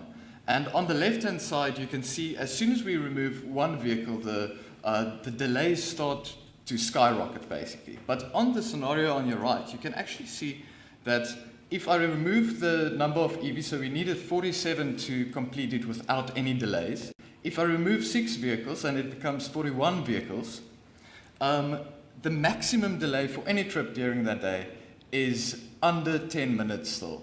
So in that context, it kind of makes sense. And this is why it is important to do these simulations on a case-by-case basis to see where you can save money. The second question we wanted to answer is, well, what if I don't have enough money to buy all the electric vehicles I would need to fulfill my entire demand, and I maybe just want to keep some internal combustion engine vehicles around to supplement my electric fleet? And in this example, you can see that adding one ICE vehicle reduced the number of EVs required from 27 to just 22. So you can imagine the cost savings there as well. We also allow different placements of chargers, each with its own charging speed and load shedding schedule. And in this instance, we take the same service demand as previously considered, but now we add an additional depot with 10 chargers at an alternative location, and this drastically reduces the number of electric vehicles required from 27 to just 20. And also reduces the total distance from over 6,000 kilometers to just over 4,000 kilometers. And finally, the answer you've all been waiting for. So what we found is that any power blackout has massive implications for any electric vehicle fleet. And to put a number on it, we took the same demand and applied it to various load shedding stages. Stage 1, it's about, the power is off for about 2 hours. And at stage 1, we already found that the average trip delay is as high as 20 minutes. While at stage 6, the average delay is about 60 minutes. Obviously, major disruption for any operations. And I don't know if you guys know, but in Zambia, they're currently struggling with 21-hour blackouts. So you can imagine the effect an EV fleet owner would have there. Then we had another idea. So what if we can use step 4 of the transit network planning stages to solve step 2? So because of how fast the developed algorithm is, we can run the scheduler over and over again and with different input parameters, and then kind of try to see the trends in the output results. And by that, determine optimal design choices for the network design, such as the number of charges you would need. And how do the results look like if we do such an analysis? Well, one such graph is shown here. We ran the scheduler multiple times with varying numbers of charges and vehicles to, for instance, help a fleet owner visualize the trade-offs when they have to decide how many electric vehicles they need in order to fulfill a certain demand. And on the graph, you can see the number of vehicles is on the x-axis and the number of charges on the y-axis, and on the z-axis, the height, that's the delay, so how late will it be for the trips. And you can see how the trip delays increase as the number of charges and vehicles decrease. One of the biggest pleasures of being a lecturer is to see students grow. That was an amazing presentation. Okay, so building this agent-based model. So he's saying let's try to model a taxi driver, which I'm not sure if that's PC to do even, but that's what he's doing, and you will see what the effects are of what he's thinking of. Joshua, video and go. Hi everyone, my name is Joshua Siddle. I'm a master's student at Stellenbosch University, and I'm currently developing as part of my master's thesis an agent-based simulation program to assist the infrastructure, economic and environmental impacts of transitioning from electric vehicles in public transit systems. For some background, public transit systems, formerly known as informal transportation systems, are characterized by being command-driven, they are unscheduled, they're adaptive, and they have a distributed ownership structure. They are also the most commonly used mode of transportation in sub-Saharan Africa, comprising of over 70% of daily commuters in the region. Challenges facing public transit include operational inefficiencies, service quality, regulation and governance, data availability, and environmental impact. Forms of public transit in sub-Saharan Africa include minibus taxis, which we are familiar with in South Africa, but also include motorcycle taxis, tricycle taxis, and so on. Agent-based simulation is a computational simulation technique that is used to estimate emerging quantities about a system by modeling the behavior and interactions of individual entities known as agents. Each entity operates autonomously with its own set of characteristics and decision-making rules. In this study, I represent each driver operating a vehicle as an individual agent. An agent-based simulation is especially suited to model public transit systems as it can model decentralized decision-making, where a collective outcome such as vehicle mobility patterns depends on the behavior of individual agents and their interactions with each other and the environment. Agent-based simulations enables improved decision-making and for transportation planning and electrification strategies. The objectives of my study include developing an agent-based simulation using data-driven techniques for characterizing public transit systems and modeling driver behavior and decision-making in the context of EVs especially. It's also to simulate real-world scenarios to understand the transition from ICE vehicles, internal combustion engine vehicles, to electric vehicles in public transit systems, as well as to compare the performance of electric vehicles to their ICE counterparts.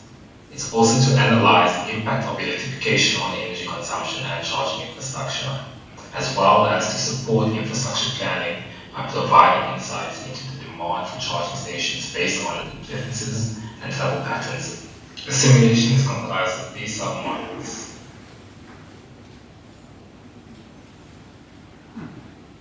The first is the driver behavior model. This is responsible for allowing the agents to make decisions on which route to take or what activity to carry out depending on the time of day and application characteristics. The second is the environment model. This model is responsible for generating travel times and distances for vehicles traveling from point A to point B, for example, and is responsible for generating trips as well.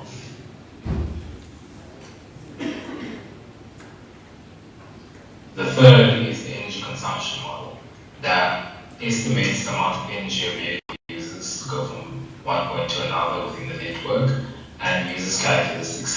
distance and time, altitude, and other characteristics of objects. The simulation itself uses these models as well as additional inputs to simulate the interaction of agents with each other and the environment for a given duration. This could be days, months, or even years. While simulating, it records values of interest that can be used to further assess the scenario.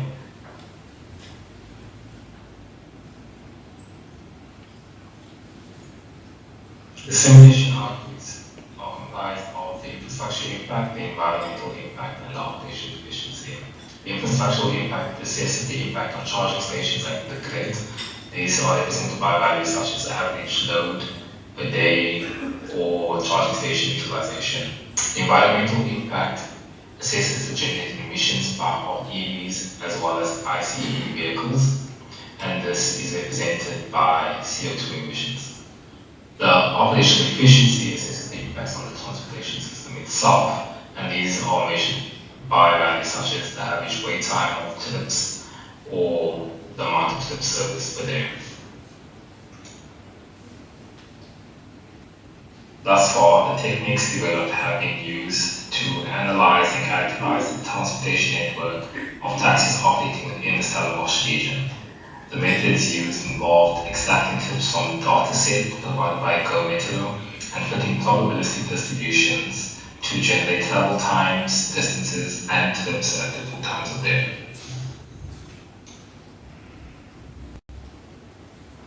After providing the simulation with the characterized transportation network as well as the initialized alignments, the measured trips serviced by the simulated agents from the trips present within the dataset are shown to be quite similar. However, there are some discrepancies that are currently being investigated and fine-tuned.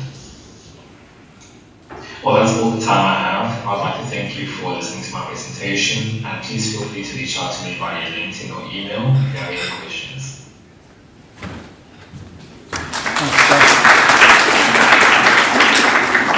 Okay, cool. Just want to take this opportunity to give a huge shout out to Josh's mum. He has a single parent mum and he's from the Cape Flats. This guy's amazing. He's a superhero. All right, next up is Brendan. And Brendan will now be changing gears slightly, talking about the justness of this transition. It's something that us as engineers don't really like to think about.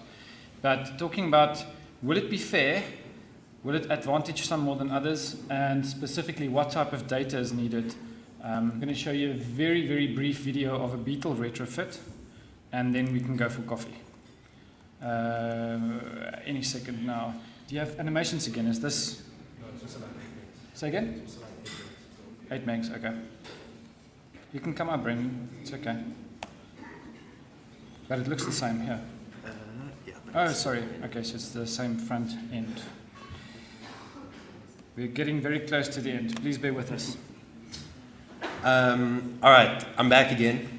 So as Tina said, us as engineers, we decided to dip our toes in the social implications of a transition.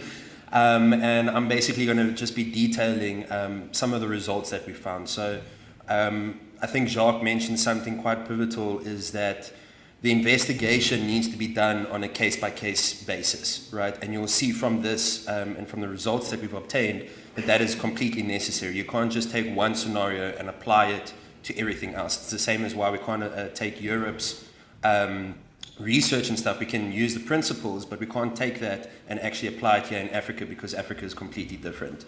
So what is it that we having a look at it? And it's very much the uneven transition and disparate mobility patterns for South Africa's paratransit. So again, a lot of the green policies that you see out there, and having a look at the United Nations Sustainable Development Goals, part of it is actually having a just transition. What does it mean to have a just transition, and how do we actually go about investigating that? And this is very much what we've done, is having a look from a technical aspect, if the technical implications can actually cause use case scenarios to include quite a few other suburbs in the Western Cape scenario, which is Durbanville, Blue Downs, Khayelitsha, and some part of Somerset.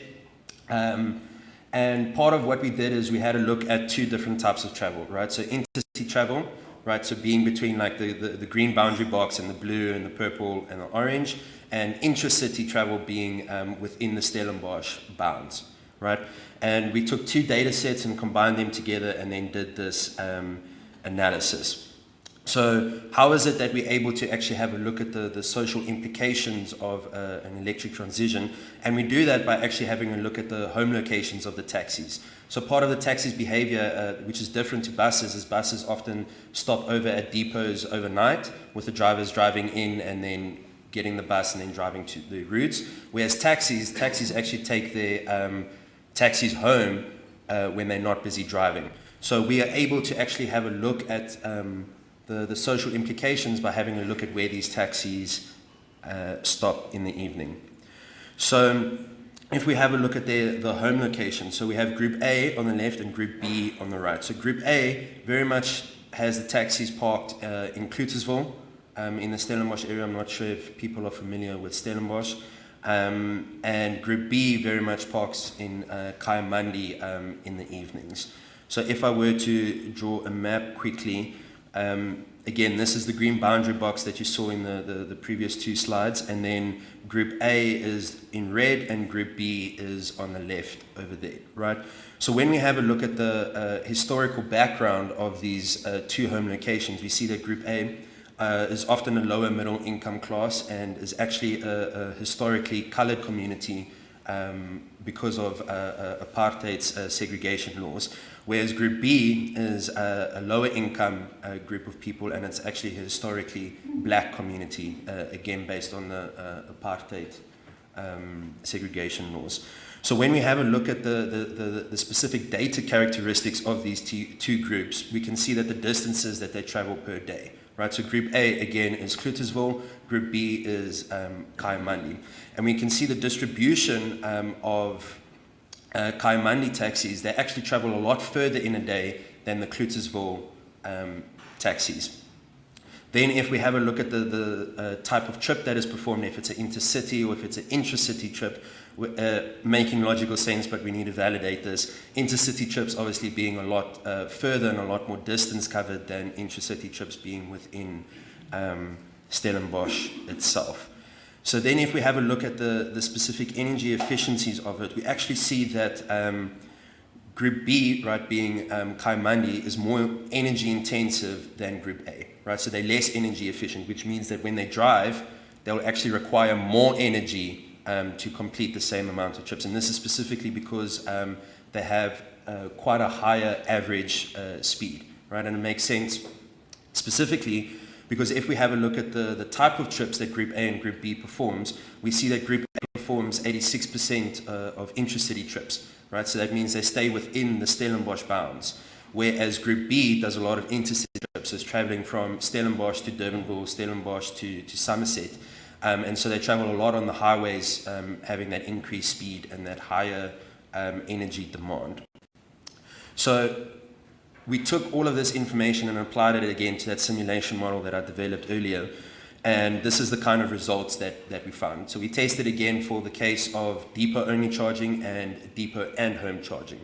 So for Group A, again, Group A being Clutersville, mostly colored community, 2% if we include the. When we have a look at the type of trip that is performed, we can actually see the reason for this, and the reason is very more of the time case that if we were to, each taxi has its own level of performance, and we need to be able to evaluate that kind of performance and see how we can adjust to make sure that it is a just transition for all. And like I said previously, it's not just about the mobility, but also the grid impact. So on the left we have lines, so the purple in the evening. For treating that with the sensitivity that it requires. I want to say what he said in slightly different words. Municipal planners, so we're going to open the lab in a second. Oh, sorry, just give me a second. So ek die video gespeel het voor of na? Oh, sorry, just give me a second. So ek die video gespeel het voor of na? We're done then. Okay, I have nothing more to say. So what's going to happen now? You can see I've not slept much in the last week. So we're going to take a coffee break now. Can I ask that you please, everybody just sit down, please. All right, thanks.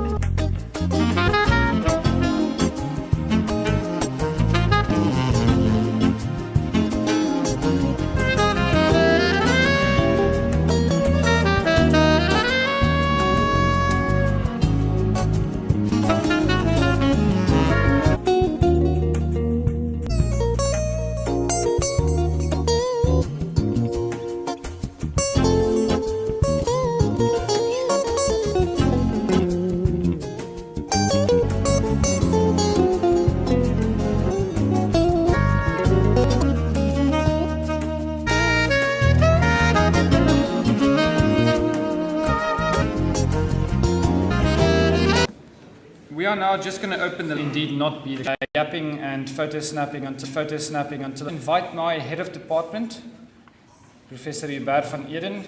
Yeah, here we go.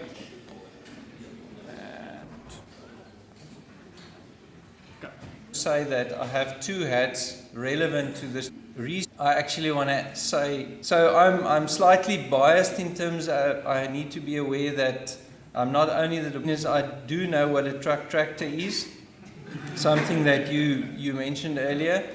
I'm going to see is a very interesting space for industry, for academia of electric vehicles. I've heard the comment at one stage, they say a lot less this is going. The Electric Mobility Lab setting up something like that, we've seen with some of the presentations, society at large as well. On the freight side in the last couple of months, about where this is going, carbonisation on the one side, on the other side, there's the cost affordability side. That's the message I get, and that's the challenge for us as engineers, is to not only focus stations this morning the whole time, can it do the well, but also economically, how do we make the money side work and make it cheaper so that the adoption can actually progress.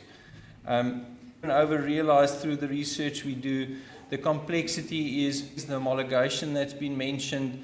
How do we sidestep? We can bring multiple skills together, all the disciplines in engineering, but then also venturing across Merriman Road into social sciences, economic, all the puzzle pieces in this ecosystem. And Tinus, from my side, I want to actually thank you.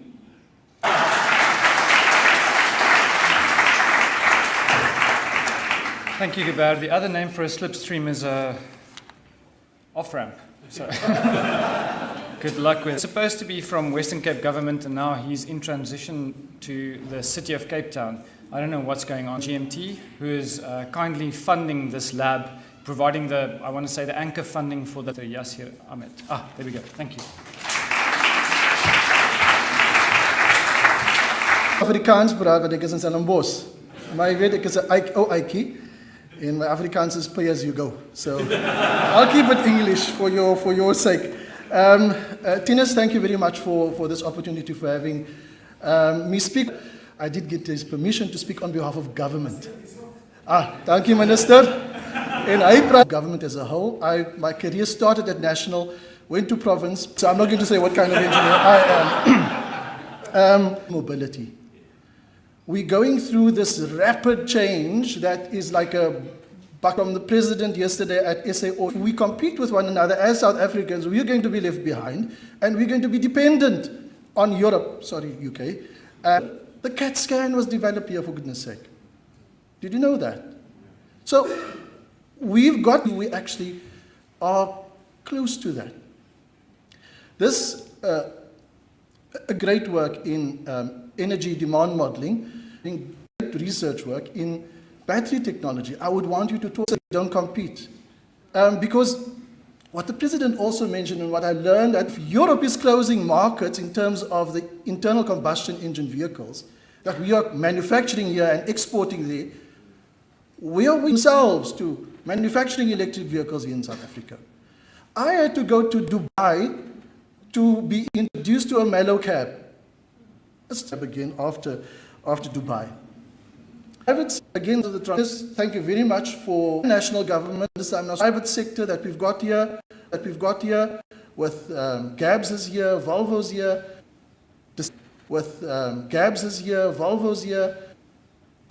Thank you. So it is that we now have backing. We have speaking to policymakers in South Africa is much more difficult than it was for speaking in the UK. In the UK, they actually years. All right, so I'm glad that we're there now. So Jock Tussle, is that the wrong video? The right one? This is the seats are taken out.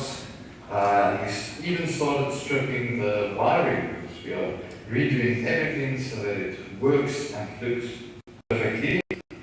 And here you can see the contents of the charger, bunch of more electronics and fuses. That's the new clutch. Here's the motor controller. pretty small actually. And then 3 more Tesla battery modules and the battery boxes, so 2 of the modules in the front battery box and then 3 of the modules in the rear battery box. And if you look from my different to rear battery box will be, you can see I started putting in a display, and that will be our digital, very exciting project, and excited to see where this goes. Thank you for watching.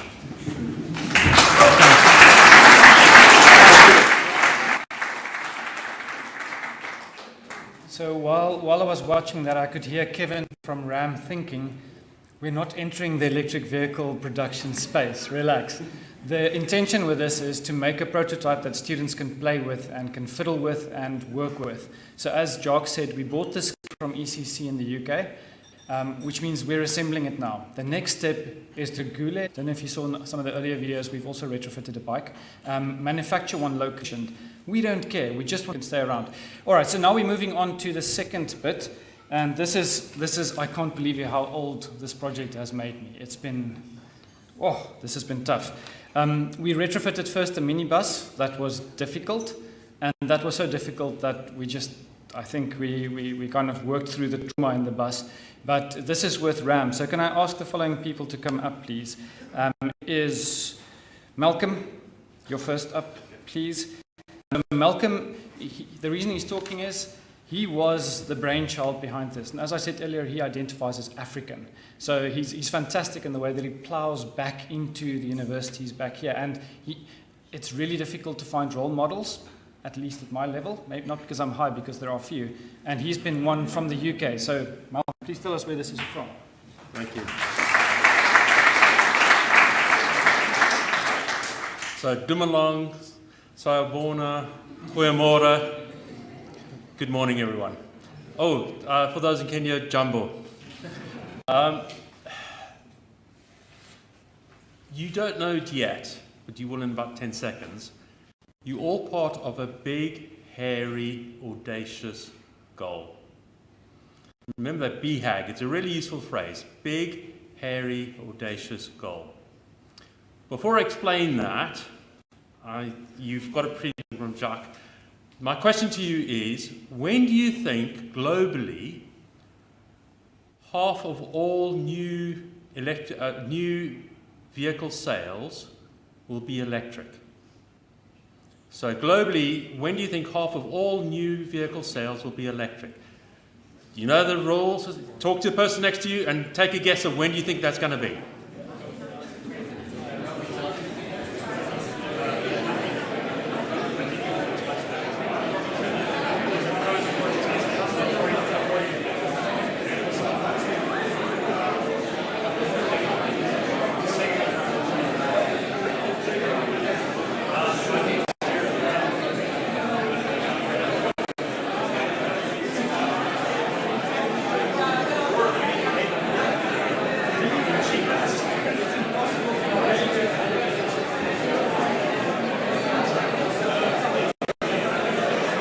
Okay, so, unlike Jacques, I am actually going to give you the answer now. Just as a quick show of hands, how many of you thought 2050 or later? 2040 to 2050? 2030 to 2040? 2030? Okay, 2026.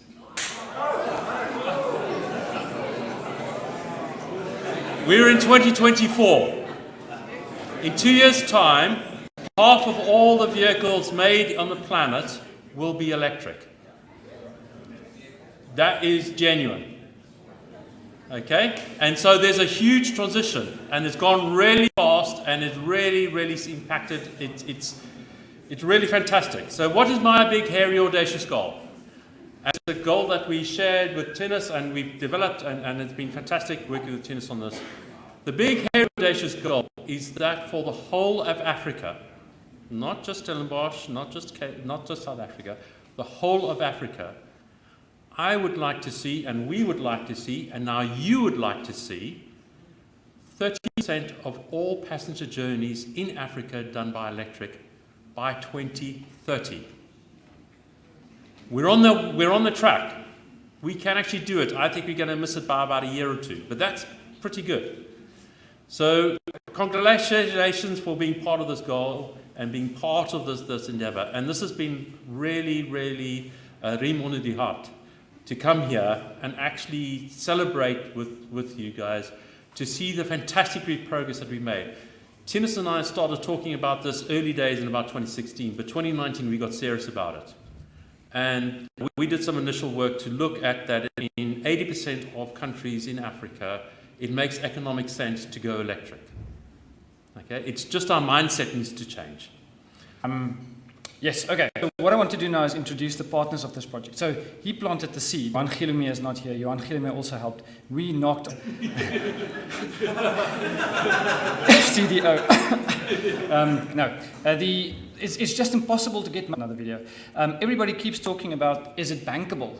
Is there money in it? And you can't do a pilot on bankable. I'm not a business person. I can't set this big business plan. I want to try something and run with it. And to Sanedi's credit, I'm not sure if they knew what they were doing by that time. They just said, hey, let's do this. They put out a call. We applied for the tender. It went through a competitive tender process, quite laborious, but eventually we got it, and I think everybody's happy that we finally did it. But the partners of this, the people who did the actual work, if I can quote Kevin. Kevin, if you don't mind coming up. So us as the clicking of a button. It takes us weeks. It takes us a long time. We need industry collaboration. So government came to the party through Sanedi.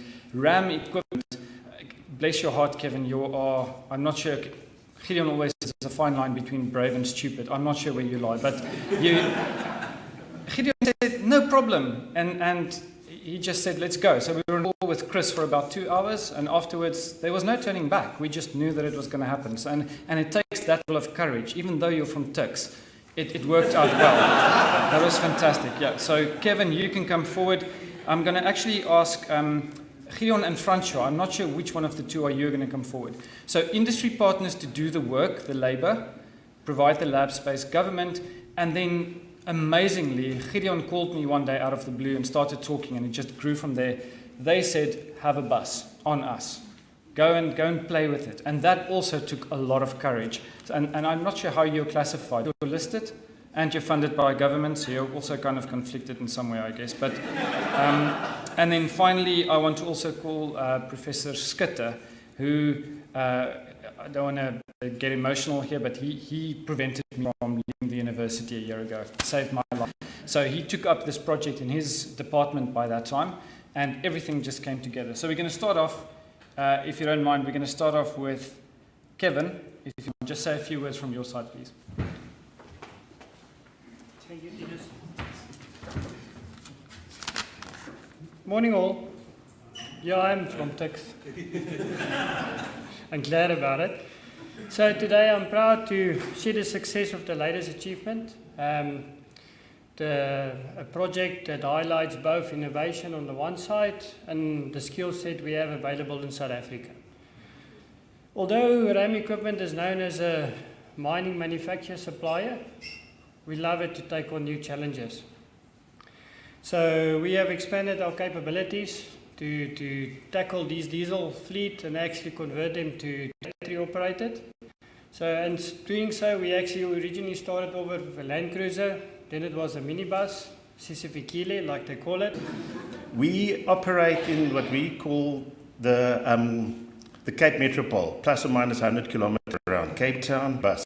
They'll start arriving early next year. Use the brave and stupid here, but I'll stay away from that.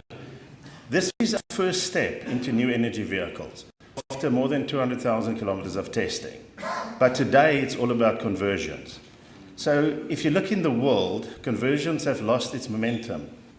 And, but we're here today to change that in South Africa.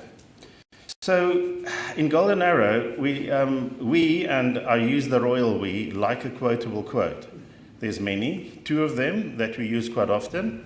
You can only manage what you can measure. And without data, it's only an opinion. So starting Monday, we'll start testing this conversion. And then we'll do both those things. We will measure like crazy. We'll probably over measure. And then we'll have the data to make a data decision for the following.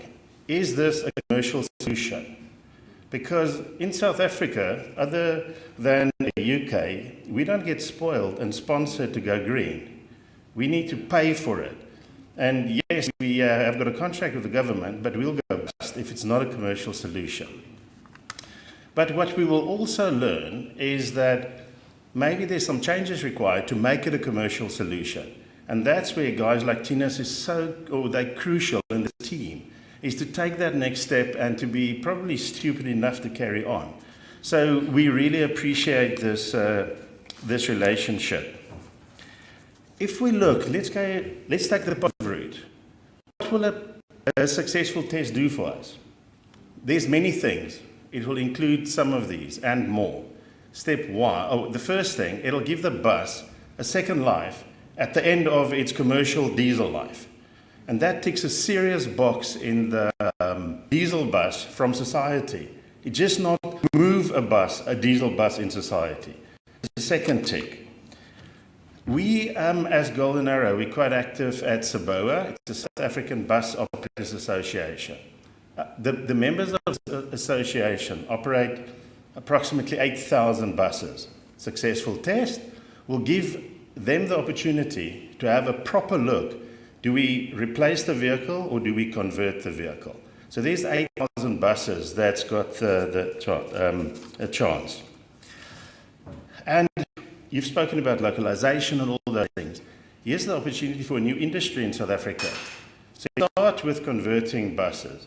I can carry on for a long time on that, but the second one probably comes to mind and has been mentioned. If you look at, say, dump trucks, because often when we're in this environment, I think people want to, in our view, 200 to 300 kilometer vehicles.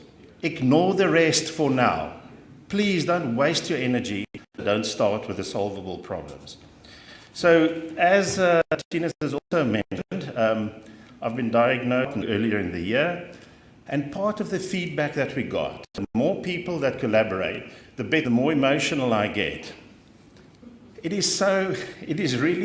I'm really proud. We told now than in 1990. Then I'm really positive, and at Golden Arrow, we are really positive about what's happening in South Africa.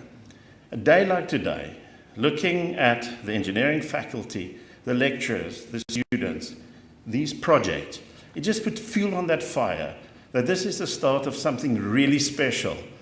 And again, Golden Arrow is really proud, and we really appreciate that you made us part of this project.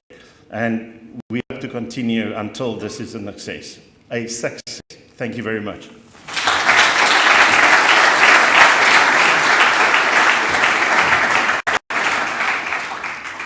Every time I see Gideon, I ask him if I can send him my CV. So it has not worked yet. Dr. Smith from Zanedi, I think you've been instrumental in this whole thing. If you didn't have the vision, this would not have happened. So please, if you don't mind. Good morning, ladies and gentlemen. My name is Neville Smith. I represent an organization called South African Energy Development Institute, because we always use these acronyms. Nobody knows what it means.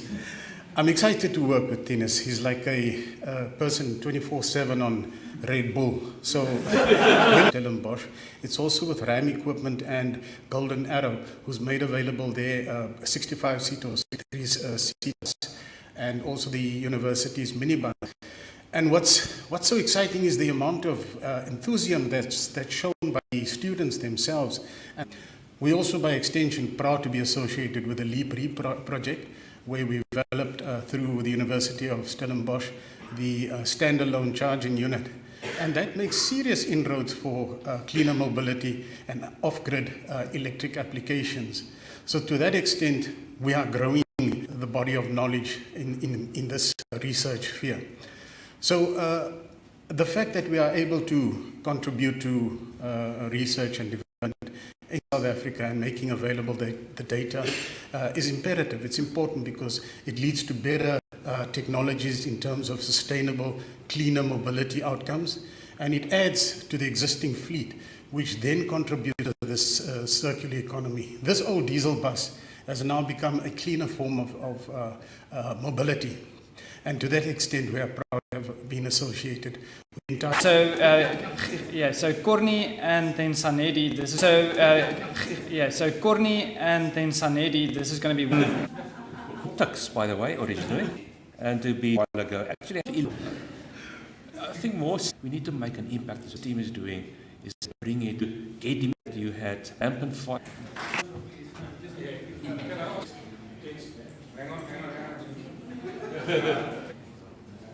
Yesterday, so I'm not losing my keys today.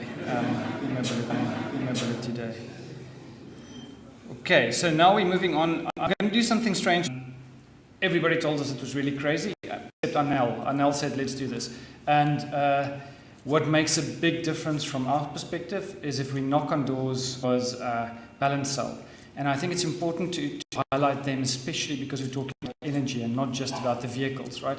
So Balance Cell, I called, at that point, I think it was Sean I called first. No, Balance Cell, sorry. Balance Cell was Ian. We called Ian and said, listen, Ian, we need a battery bank to travel up to Africa. And he said, sure, we'll send it to you. No worries. And we had it within a day. It was amazing. And you can see the solar panels there. Solar panels, we contacted Sean, and Sean is with SCARTEC. SCARTEC actually funds a big research chair in our department. And without any hesitation, he said, if you're willing to drive to Syria, you can have 5 kilowatts of power plant, which just makes things happen. And they didn't feel threatened by it. They didn't worry about anything, just go. They trusted us. Remember I mentioned earlier trust, and this is our trust is reinforced and built as well. So I've given both of them 5 minutes to just say a quick bit as a lead into the project that you're looking at now, and then I'll play this video with sound. So let's start with, SCARTEC is represented by Sean. Are you here, Sean? Okay, perfect. Sean McGibbon, and then after him I'll call Paul Osborne, who will be presenting Balance Cell. Good afternoon, everyone. Thank you for having us, and thank you, Tinus, for including us in this day. I've been tasked to just say a short few words on behalf of SCARTEC, so we'll just kick right off with it. Distinguished guests, faculty members, and students, it's an honor to be here today representing SCARTEC at the launch of Stellenbosch University's Electric Mobility Lab. This milestone represents a significant step forward in sustainable transportation, research and development in Africa.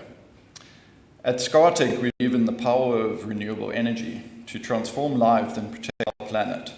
And that's why we're proud to fund the research chair in solar energy at Stellenbosch University.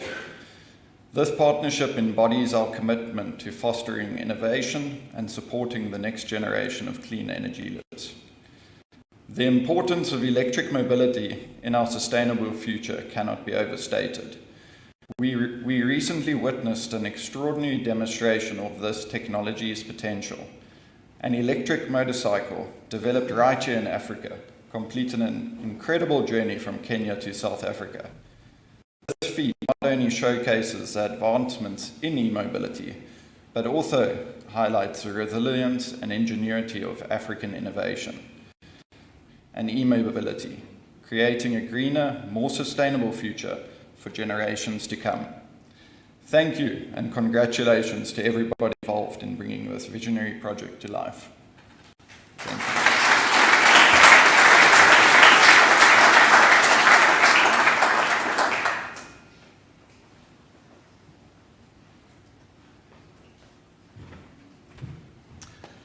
Hi everyone, I'm Paul Osborne, one of the directors at Balance Cell Energy. Firstly, Tinus and the team, thank you and congratulations on everything that you've achieved.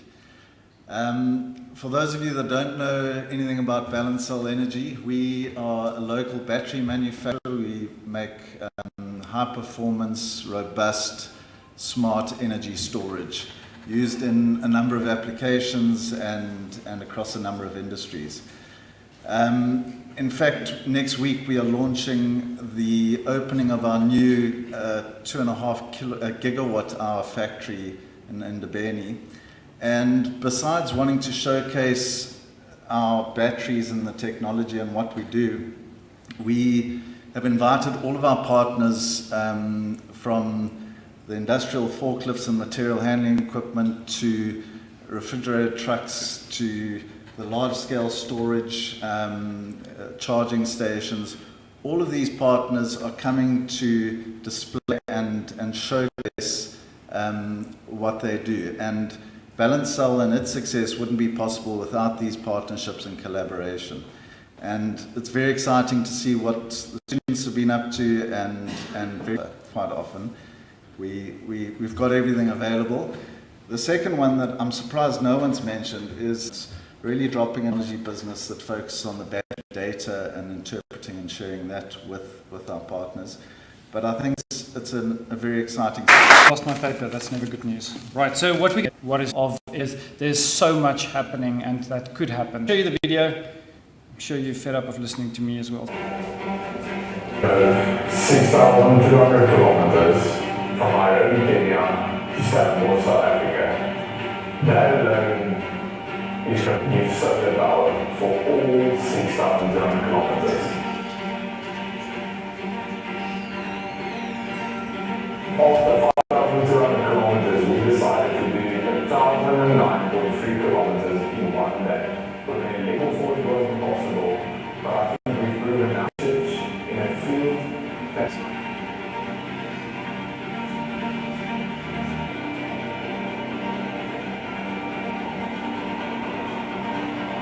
You have a green light, no limitation on power required.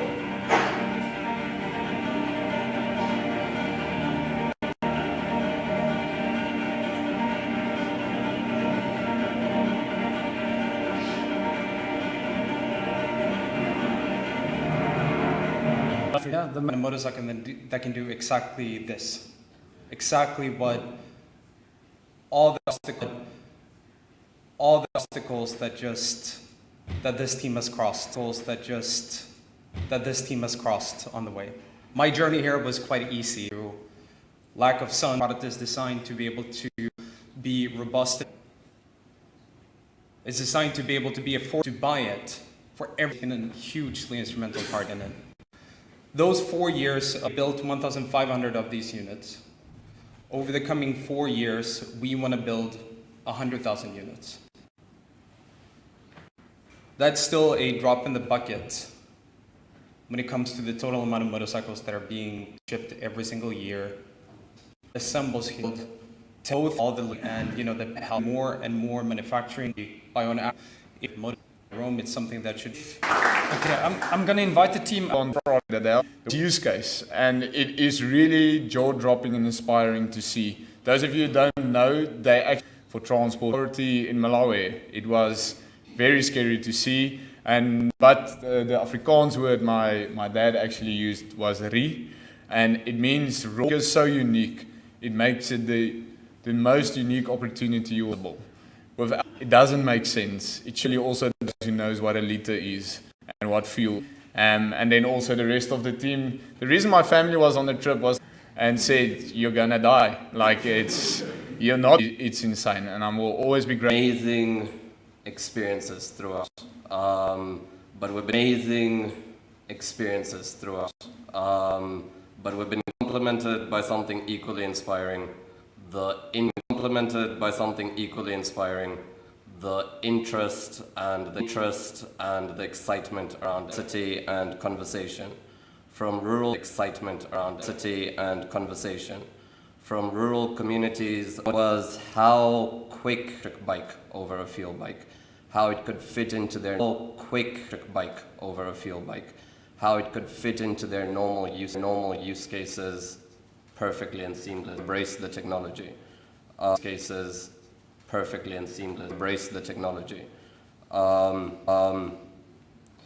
We've proven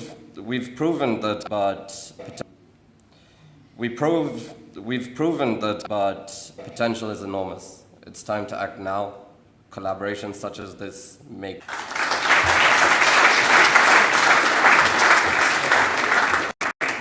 Okay, so the reason we did it was actually we couldn't get the bikes down here. Rome gave us 2 bikes. They said, hey, have 2 bikes, go do research. And we tried for months and we couldn't. which is why we eventually drove it down. And that's why we sell it. You have the keys. Ah, Rome is prepared. Fantastic. Research and innovation, I believe. Yes, to just say buy keys.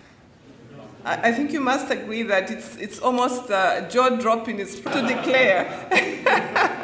Yeah, it's not because really acknowledging everybody supporting us on this journey as research from the Faculty of Engineering, Mr. Connie Scooter as well, who has been very to be collaborative. So here will also help us support most also the collaborative. So here will also help us support most also those, but we support you. Founder and direct. You can be and then from you acknowledge all our 7th. But I think when I compare to them, we are a bit behind. But when I see this, I can see that actually we for this project maybe it's close to 6. Yeah.